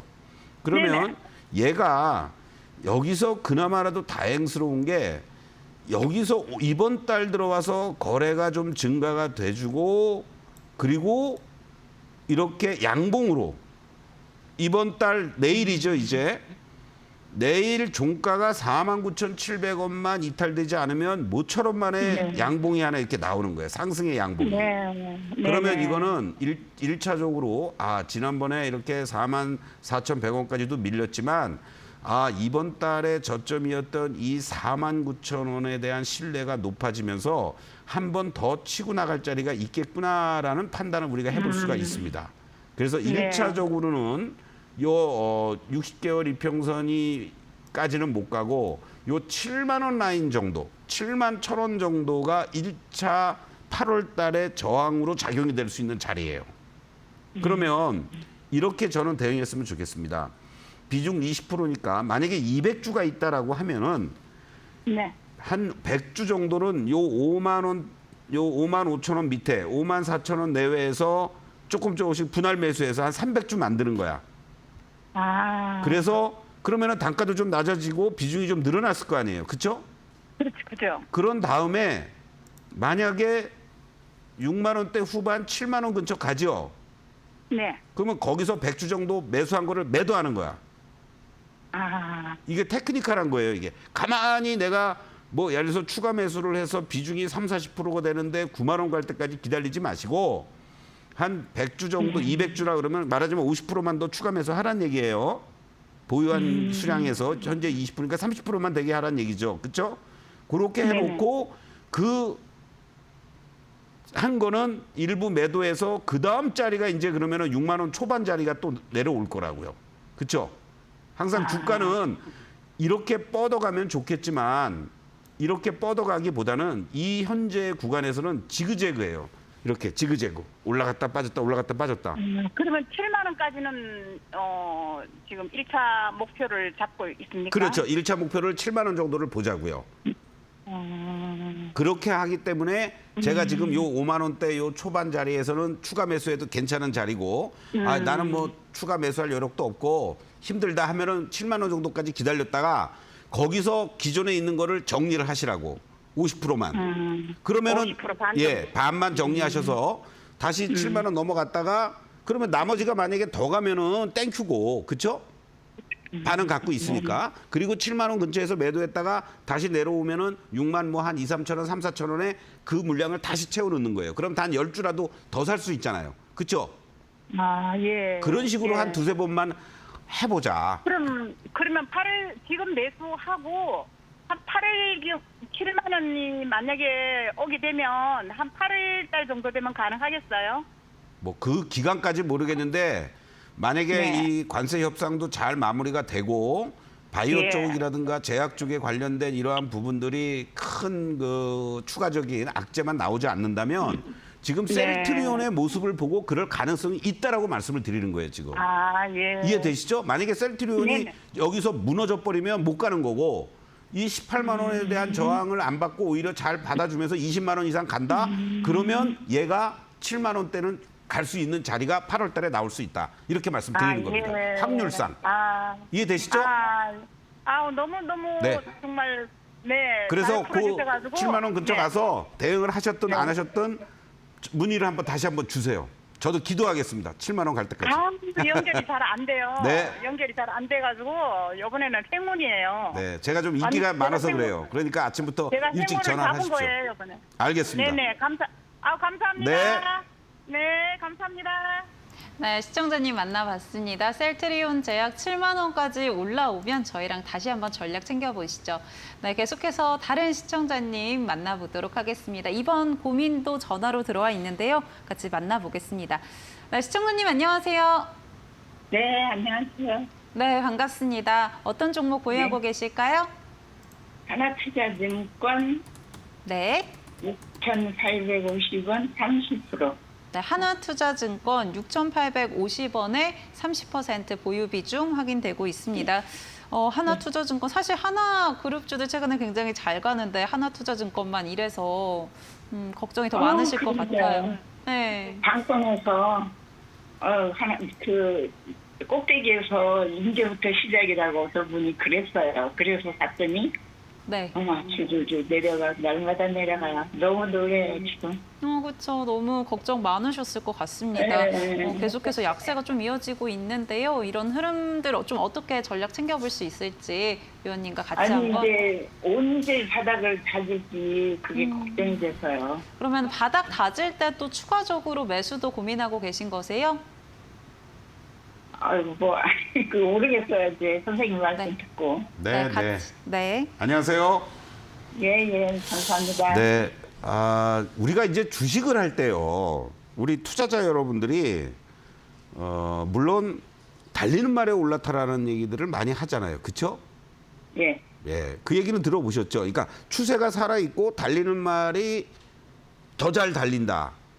그렇기 때문에 추세가 살아 있고 잘 달리는 말에 올라타라. 그거는요. 냉정히 얘기하면 선수들한테 해당되는 얘기입니다. 맞아요. 제가 왜 이런 말씀을 드리냐면 자, 하나투자증권이 이 5,000원 밑에 있을 때는 아무도 관심을 안 가져. 그렇죠? 그러니까 액면가 5,000원짜리가 우리 시장이라는 거는요. 이렇게 한번 리레이팅이 되는 과정들이 이루어질 때 여러분들이 항상 염두에 두셔야 될 건 뭐냐면 저평가돼 있는 종목에 대한 그 관심을 갖는 게 좋은 거예요.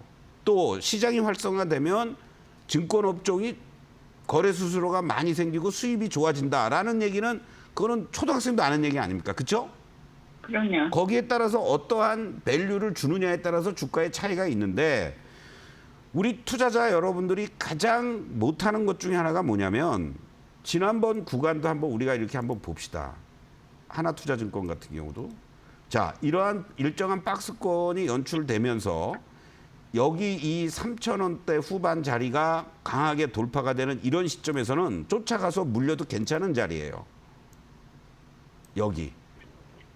자 그런데 그 이후에 뭐 좋다 하면서 뭐 계속 얘기가 나오다가 이거는 이제 프리마켓에서 뭐 장난 비슷하게 상한가 한번 뭐 한 주, 10주 가지고 만들고 확 밀려버리는 이런 그 흐름들이 나타났지만 이건 무시하더라도 그런 다음에 계속해서 이렇게 올라갑니다. 그러니까 이게 추세를 타고 올라가는 거거든요. 그렇죠? 그런데 이 추세를 타고 올라가는 과정에서도 더 중요한 건 뭐냐면 얼마부터 올라왔느냐를 항상 보시고 그리고 이격이 얼마나 벌어지느냐를 보셔야 돼요. 뭐 5일선이 됐든 21선이 됐든 우리 개인 투자자들은 21선과의 이격도를 항상 체크를 하셔야 돼요. 현재의 가격과 이 21 이평선이 얼마나 떨어져 있는지. 우리가 강아지하고 산책을 하시죠? 예. 혹시 애완동물 반려동물 있으신가요? 예, 2마리 있어요. 그렇죠. 그러면은 어디 산책할 때는 이렇게 목에다가 줄 해가지고 이렇게 좀 여유 있게 운동도 시키고 가잖아요. 그렇죠? 예. 그런데 조금 내 범위 내에서 좀 이렇게 괜찮게 가면은 좋은데 얘가 막 신나가지고 저 멀리 도망가요. 막 뛰어갑니다. 그렇죠? 예. 그러면은 지금 시청자님은 어떻게 하세요? 그 목걸이 땡기는 거라든가 수도하는 걸로다가 딱 잡으면은 강아지가 다시 또 내 주변 가까운 데로 오죠. 예. 똑같은 거예요, 주식도. 그러니까 얘가 이렇게 벌어져서 빵 하고 뜨면은 더 올라갈 것 같지만 결국은 어떻게 돼요? 이렇게 내려온다고요. 음봉이 날아오면서. 그렇죠? 그러면은 이 자리에서 이제 내가 사고 싶어도 사는 게 아니에요. 기다리셔야지. 이 추세를 타고 가는 것까지 기다리느냐 마느냐 고민을 하는 거예요. 그런데도 더 가. 그렇죠. 그런데 저도 그거는 아는데 예. 어떻게 그냥 어떤 방송에서 어떤 분이 그런 얘기는 시작이라고 잘 들으세요. 올렸어요. 누가 뭐 추천했다 좋다 뭐 저도 뭐 종목을 추천하는 코너도 있지만은 그러다가 물릴 수도 있고 다 그러는데 그거는 다 핑계야. 그 사람이 맞아요. 좋다고 해서 아무리 좋은 얘기를 해도 결국은 엔터키는 내가 치는 거잖아요. 그렇죠? 맞아요. 뭐 빠진 거에 대해서 뭐 그 방송에서 추천해가지고 내가 샀는데 물렸어요. 뭐 서동구도 나쁜 놈이에요. 그런 얘기는 의미가 없어요. 내가 기준을 잘 잡고 있어야 되잖아. 그렇죠? 그렇죠. 그런 상황에서 여기서 20일도 깨고 내려가니까 그러면은 또 우리 개인들이 할 수 있는 건 뭐예요? 나는 20일이 여기서 이격이 좁히는 과정이 되니까 사도 되겠구나라고 해서 관심을 두는데 이걸 이탈해. 그러면 어떻게 해야 돼요? 만약에 6,850원에 샀는데 이 올라오고 있는 21선이 6,500원에 있어요. 200-300원 내가 손절한다고 생각하면 되잖아요. 그렇죠? 근데 그걸 또 못해. 그러니까 못해요. 지금 제가 말씀드리는 거는 두 가지의 잘못된 점을 말씀을 드리는 거예요. 우리 투자자 여러분들이. 그러니까 제가 여기서 이 종목 이제 반등 올 것 같고 뭐 얼마 정도에 매도하세요. 이건 아무 의미 없는 얘기라고요. 여러분들이 이 코너에서 알아들어야 할 거는 저런 자리에서 사면은 정말 죽음이구나. 더 간다고 그래도 난 사지 말아야 되겠구나. 그리고 저런 자리가 지지가 안 되고 빠지면은 나는 도망가야 되겠구나. 이런 어떤 확고한 기준점이라도 잡으셔야 된다고. 여기서 매도를 못하니까 그 다음에 어떻게 됐어요? 그냥 흘러내리잖아요. 다시 반등 한번 줬죠. 반등 주고 나서 이게 일종의 쌍봉의 패턴으로 꺾이는 거예요. 이 직전의 맞아요. 고점하고 쌍봉 여기서 났어요. 딱 하고 네. 다 지나고 네. 보면 다 안다고. 근데 그때는 몰라. 그때는. 몰라요. 예. 네. 그러고 나서 이거 라인을 딱 제가 거는 이유가 왜 그래요? 이걸 무너지니까 여기까지 그냥 흘러내리는 거 아닙니까? 그렇죠? 네. 이제는 이게 중요한 자리가 됐어요. 6,500원을 빨리 넘어가야 돼. 근데 다행스럽게 지금 빠지는 과정에서 거래도 급감했고 그리고 여기에서 이 61선에 대한 이 지지를 한번 보여주려는 이 모습까지 왔어요. 그럼 여기서 최소한도 리바운딩이 나온다고요. 근데 여기서 추가 매수할 자리도 아니야. 왜? 잘못하면 또 빠지면 어떻게 해요? 그렇죠? 그리고 비중 30%니까 여기서 추가 매수해서 잘못해서 40% 50% 되면은 이 한 종목에 그냥 다 물려 있는 거거든요. 오히려 여기서 만약에 거래가 실려지면서 한번 으쌰하고 올라오는 자리가 나온다. 그래서 6,500원 넘어가는 자리가 나오든 근접한다. 그러면 거기서 내가 갖고 있는 3,000주다 그러면은 1,500주, 2,000주라도 매도하고 밑에서 다시 그 물량만큼 다시 채워놓는가 하고 그리고 나서 이제 뭐 직전 고점을 돌파 못하면 뭐 7,000원 내외에서 매도하고 손실 안 보고 나오는 이런 전략으로 대응을 하셔야 됩니다. 아셨죠? 네, 그러면 이제 네. 거의 바닥이 왔다고 그렇죠. 해야 돼요. 예, 일단은 하방은 잡고 있어요 지금. 예. 예, 조금만 인내해 보시고 문제는 이제 또 하나가 뭐냐면 조금만 더 올라오면 나 본전인데 조금만 더 올라오면 수익인데 하면서 또 못 때려. 그렇죠? 예, 그런 예. 경우가 많죠. 예. 때리셔야 돼. 그런 다음에 네. 다시 살아나는 있더라도. 예. 예, 힘내십시오. 예. 예, 감사합니다. 네. 네, 하나투자증권 확인해봤습니다. 다음 고민 만나보도록 하겠습니다. 전화 연결되어 있는데요. 시청자님, 안녕하세요. 네, 안녕하세요. 네, 안녕하세요. 어떤 종목 보유하고 계실까요? 네, 엔캠 8만 원에 10%. 네, 엔캠 8만 원에 10% 보유하고 계십니다. 엔캠 올해 상반기에 좀 매수를 하셨나요? 여기 매수한 지 좀 오래된 것 같아요. 제가 그 12만 얼마에 사가지고 추가 매수를 해가지고 가격을 다운시켰거든요. 네. 그래서 제가 15% 가지고 있다가 오늘 올라갈 때 6만 9천 원에 5%를 손절을 했어요. 그리고 10% 남았는데 이걸 어떻게 대처해야 될지 잘 모르겠어서. 네. 대응을 좀 많이 하고 계신 것 같은데요. 위원님, 엔캠 어떻게 좀 전략 챙겨볼까요? 네, 참 말도 많고 탈도 많은 종목 중에 하나가 바로 이 전액 관련한 엔캠이죠, 그렇죠? 고생 네. 많이 하셨습니다. 좀 힘들어요. 12만 8천 원에 샀었거든요. 그럼요. 예. 예.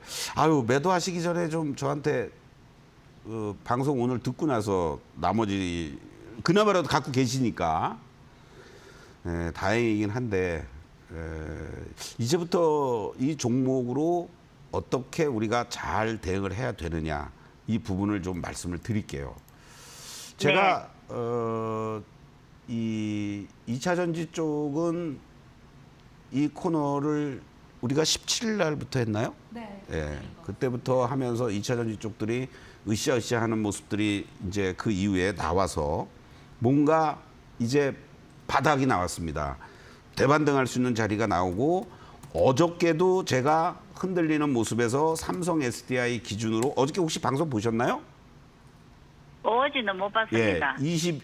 이 구간에서 어저께 눌림목 줄 때 거래 오늘 실려주면서 20만 원 넘어가고 21, 2만 원 이상은 충분히 가는 흐름입니다라고 말씀을 드렸는데 오늘 딱 장중에 21만 원도 갔었네요. 그렇죠? 이러한 네. 모습이 지난 5월 달에 SDI 기준으로 저점이 나온 거고요. 자, 엔캠도 마찬가지입니다. 엔캠이 뭐 갑자기 뭐 전액이 말이지 뭐 난리가 나서 잘 팔리고 막 이런 게 아니에요. 전체 업황 자체가 뭔가 개선이 될 조짐이 있고 중국에서의 리튬 생산 중단시키게 하고 뭐 수급을 조절하고 뭐 유럽 쪽에서의 성장에 대한 모멘텀이 나온다고 그러고 일부 하나 둘씩 흑자 전환되는 것들도 나오고 막 이래 보니까 주가가 또 워낙 바닥에 있었던 흐름들 속에서 얘는 6월 18일 날 저점이 나왔잖아요. 그렇죠? 종목들마다 네. 보면요. 5월과 6월과 7월 초에 걸쳐서 대부분이 다 저점들을 형성합니다. 그리고 더 중요한 거는 이 장기간에 걸친 하락 추세를 한 번도 이 61선이 굵게 초록색 선이죠. 네. 그동안 계속 저항이었잖아요. 반등 줄 때마다 저항. 그렇죠? 네. 그런데 어떻습니까? 바로 이번 7월 달에 이 모습을 한번 보세요. 여기서 계속 저항받고 부딪히는 듯하고 음봉양봉 되다가 지지받더니 오늘 이렇게 거래가 실려주면서 이 자리를 돌파를 해줍니다. 그리고 어떤 면에서는 이제는 이 61선도 안착을 해줄 수 있는 흐름으로 바뀌어버리는 거예요, 지금. 그러면 주가라는 거는 윗골이 달고 내려오고 해가지고. 그렇죠. 예. 그러니까 윗골이 달리고 밀리고 막 그래. 근데 왜 이 자리에서 윗골이 달리겠어요? 바로 위에 저항도 77,000원에서 내려오고 있는 그 120일 이평선도 있고요. 또 직전에 네. 요 고점대들이 이 7만 원 초반 자리에들 다 물려 있는 거예요. 그러면 여기서부터가 이제 중요합니다. 여기 물량들을 조금 더 소화하는 과정들이 이제 진행이 될 텐데 이 자리가 만약에 잘 진행이 되면서 요 7만 원 내외 자리만 안착을 빨리 해주죠. 그러면은 바로 얘는 레이스하면서 8만 원대 후반 9만 원까지 갈 수 있는 다음 목표가 있는 거예요. 그럼 나머지 종목은 지금 비중은 네. 정말로 조금이라도 이익 실현하고 나올 수 있는 자리가 있습니다.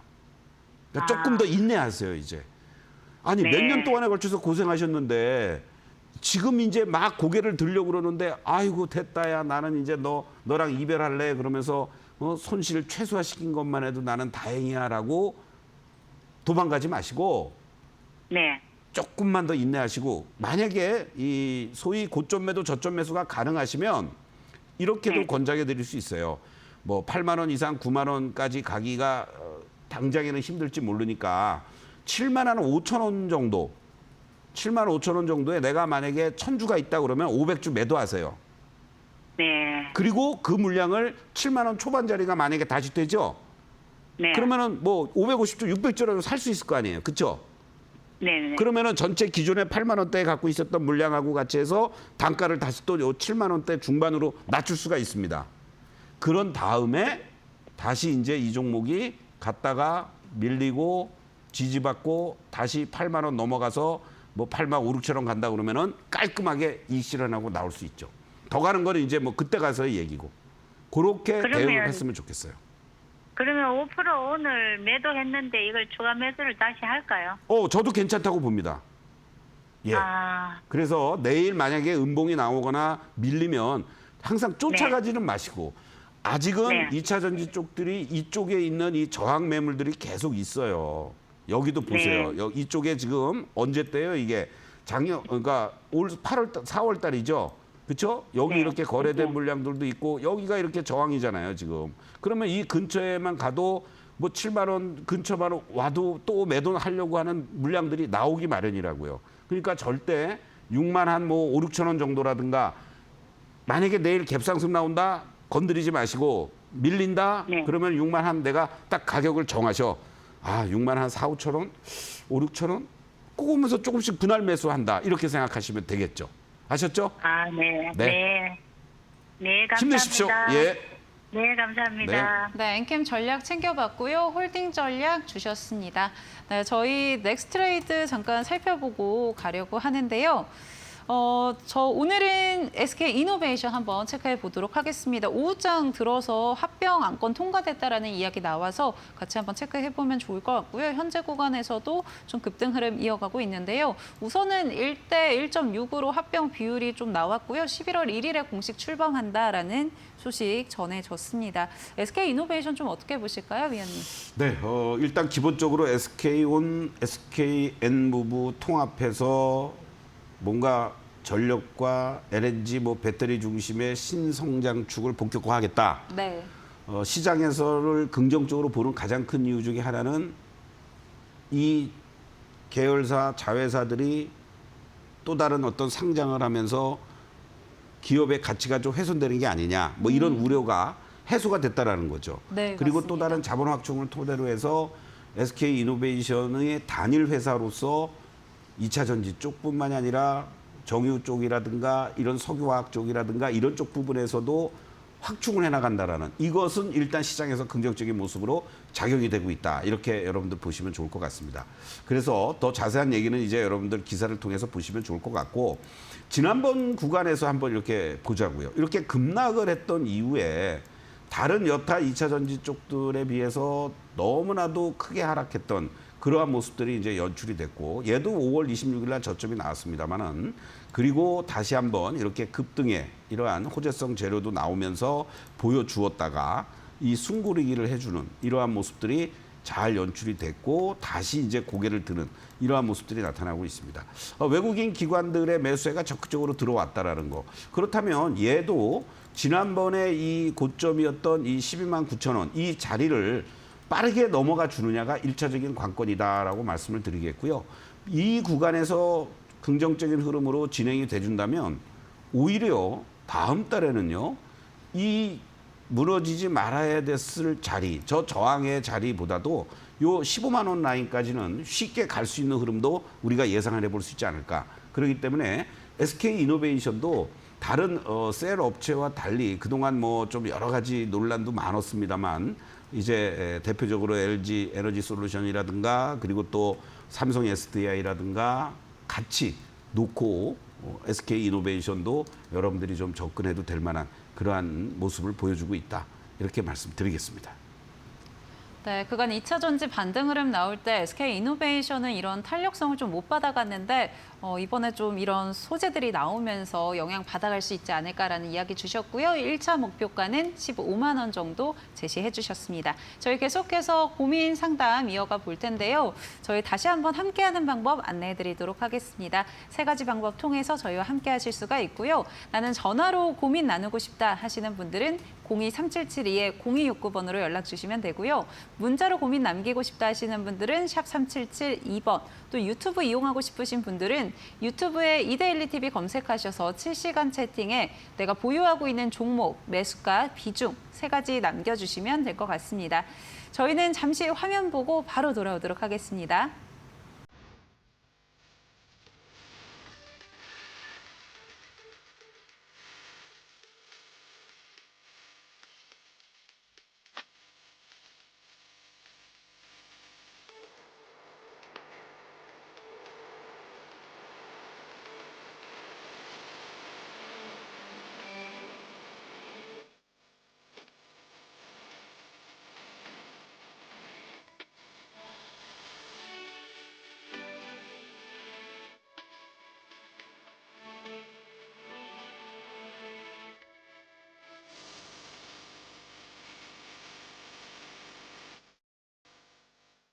네, 종목 상담 코너 이어가도록 하겠습니다. 다음 전화 상담 연결되어 있는데요. 바로 만나보시죠.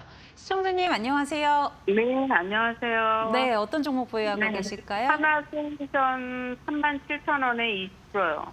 네, 하나솔루션 37,000원에 20% 보유하고 계신데요. 네, 오늘 네. 하나솔루션 같은 네, 경우는 네. 어닝 쇼크 때문에 좀 걱정하셔서 네, 네, 연락 주셨죠. 네네. 네, 좀 같이 들고 한번 봐도 되는 건데. 네, 같이 네. 한번 체크해 보시죠. 위원님 네. 어떻게 좀 대응할까요? 지금 급락하고 있는데요. 그렇습니다. 저는 사실은 다른 여타 하나그룹 관련주들을 중심으로 해서 긍정적인 뷰를 갖고 뭐 관심 있게 추천도 드리고 하고 있습니다만은 하나솔루션은 제가 한 번도 말씀을 드리지 않았어요. 네. 근데 왜 그랬냐면 지금 뭐 미국의 태양광 뭐 이런 얘기들이 나오고 오히려 중국 규제로 인해서 반사 이익이 나오지 않겠느냐라는 기대감도 있었는데 오늘 뚜껑을 열어보니까 흑자 전환은 되긴 했지만 예상에 못 미치는 실적이 나온 거에 따른 실망도 있었고 더 중요한 거는 컨퍼런스 콜에서 3분기에 신재생에너지 쪽과 관련된 부분 태양광이 되겠죠. 그쪽 부분이 적자로 전환될 가능성이 높다라고 아예 대놓고 얘기를 해버린 거예요. 그럼 하나솔루션은 우리가 뭐 그것만 있는 건 아니지만 이 시장의 모멘텀을 갖고 갔었던 것은 이 태양광 쪽 부분이라든가 이런 쪽이 크게 모티브로 작용이 됐던 거거든요.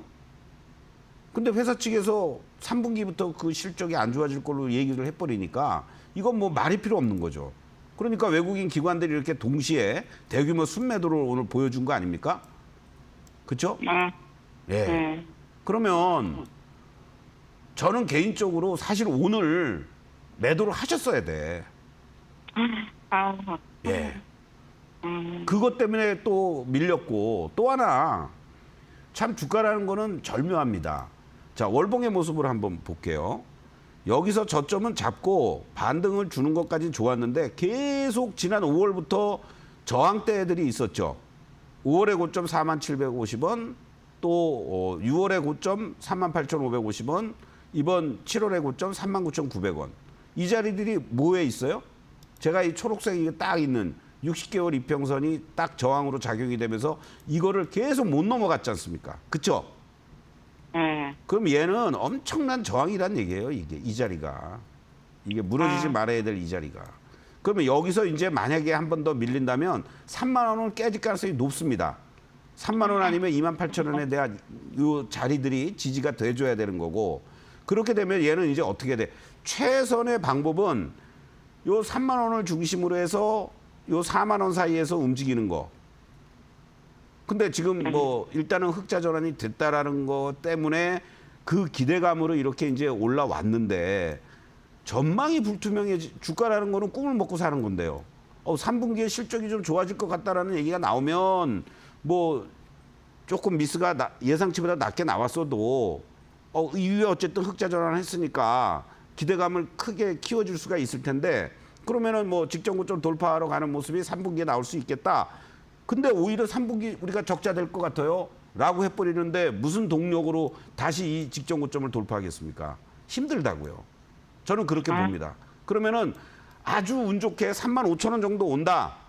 만약에 반등 나와서 그러면은 매도하시고 손실을 최소화시키고 저는 나오고 다른 쪽으로 가는 게 하나그룹주 중에서는 다른 쪽으로 가는 게 좋지 않겠느냐 이렇게 말씀드리겠습니다. 아, 45,000원은 또 올까요? 그거는 제가 지금 분위기에서는 솔직히 제가 장담을 못 하겠어. 지금은 어차피 떨어지는 칼날이거든요. 관세기 네. 법칙에 의해서 그 영향력이 이제 제일 중요한 건 뭐냐면은 지금 35,000원이 빨리 오는 게 아니라 3만 원에서 지지를 받느냐 2만 8,9천원에서 지지 받느냐가 더 중요해요. 그래서 만약에 3만 원에서 지지를 받으면은 3만 3, 4천 뭐 4, 5천 원도 한번 올 수 있는데 만약에 2만 7, 8천 뭐 2만 3만 원이 깨져서 2만 8, 9천 원대에서 받는다. 그러면 3만 3천 원 정도가 또 저항으로 바뀔 수가 있어요. 그렇게 1, 2천 원의 레벨을 감안하시면서 대응을 해주시면 좋겠습니다. 네네네네. 네. 감사합니다. 네, 힘내십시오. 네. 네, 하나솔루션 고민 많고 또 걱정도 많으실 것 같은데요. 전략 챙겨드렸으니까요. 참고해 보시면 좋을 것 같습니다. 네, 저희 이어서 전화 상담 연결해 보도록 하겠습니다. 시청자님 연결되어 있는데요. 네, 안녕하세요. 네, 안녕하세요. 네, 반갑습니다. 어떤 종목 네, 보유하고 반갑습니다. 계실까요? 예. 저기 그 현대위아인데요. 네. 좀 오래돼가지고 이게 57,000원에 10%예요. 네, 현대위아 57,000원에 10% 보유하고 계시고요. 좀 오래 네네. 보유하고 계셔서 고민이 더 네. 많으실 것 같습니다. 네네. 전략 바로 한번 챙겨보시죠. 네, 네네. 위원님 좀 어떻게 보고 계실까요? 네. 현대위아. 아유, 안녕하세요. 안녕하세요. 네. 네. 참 현대위아도 좋았던 주식인데 우리 투자자 여러분들을 되게 마음고생 시키는 대표적인 종목이에요. 그렇죠? 네, 그렇습니다. 예. 제가 지금 상황에서 사실은 뭐라고 말씀드리기가 상당히 그 어려운 상황에 있어요. 왜 그러냐면 이 우리나라의 전반적인 상황을 고려했을 때 정말 관세 협상이 잘 되면은 최대 수혜를 볼 게 자동차 쪽입니다. 네네. 그러니까 뭐 로또까지는 아니더라도 뭐 2등 정도 당첨될 수 있는 네네. 그렇죠? 그러니까 뭐 다 좋겠다라는 바람을 다 우리 모두가 갖고 있지 않습니까? 나름대로 이제 정부에서도 엄청난 협상을 지금 하고 있고 또 근데 그와 관련된 노이즈도 많이 나오고 있고요. 현재 모습만 그냥 우리가 단순하게 보면 잘 네. 되지 않겠어라는 이러한 것들이 외국인들 기관들이 이 매수도 나서는 이러한 모습들을 지금 보여주고 있는 게 그나마 다행이고 최악은 벗어나는 듯한 이러한 어떤 주가의 모습을 지금 보여주고 있습니다. 그렇죠? 이 네네. 지난번 하단부에서 중심값으로 올라오더니 요 4만 원대에서 4만 원대 중반 그리고 이제 5만 원 초반 자리를 중심으로 해서 지지를 받으려는 이러한 모습들이 나타나고 있어요. 이것만 놓고 보면요. 이거는 이제 다시 레이스를 하려고 그러는 거예요. 네. 쉽게 얘기하면.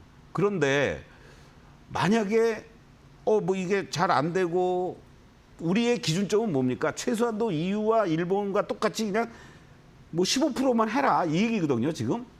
네네. 오늘 또 뭐 정의선 회장도 달려갔다고 그러고요.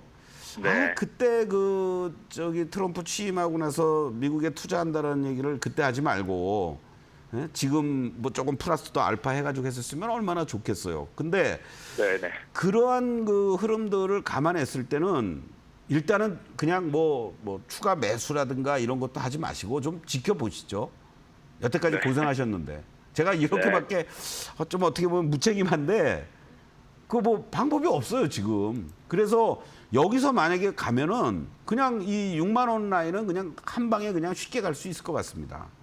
그러면은 네. 그때 이제 이 매수 가격이라든가 아니면 6만 원대 근처에서 한번 매도했다가 좀 단가를 좀 낮추면서 재매수할 수 있는 타이밍들을 잡아나가고 대응하는 게 좋지 않을까 그렇게 말씀을 드리면서 대표님 그러면 이게 무기 사업도 한다 그랬는데.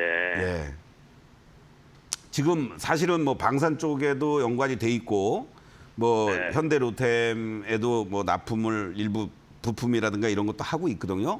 그러니까 네네. 지금은 그런 것들이 시장에 반영이 안 되는 거예요. 아, 네. 그렇지 않습니까? 예를 들어서 네. 지금은 비상시국이잖아요.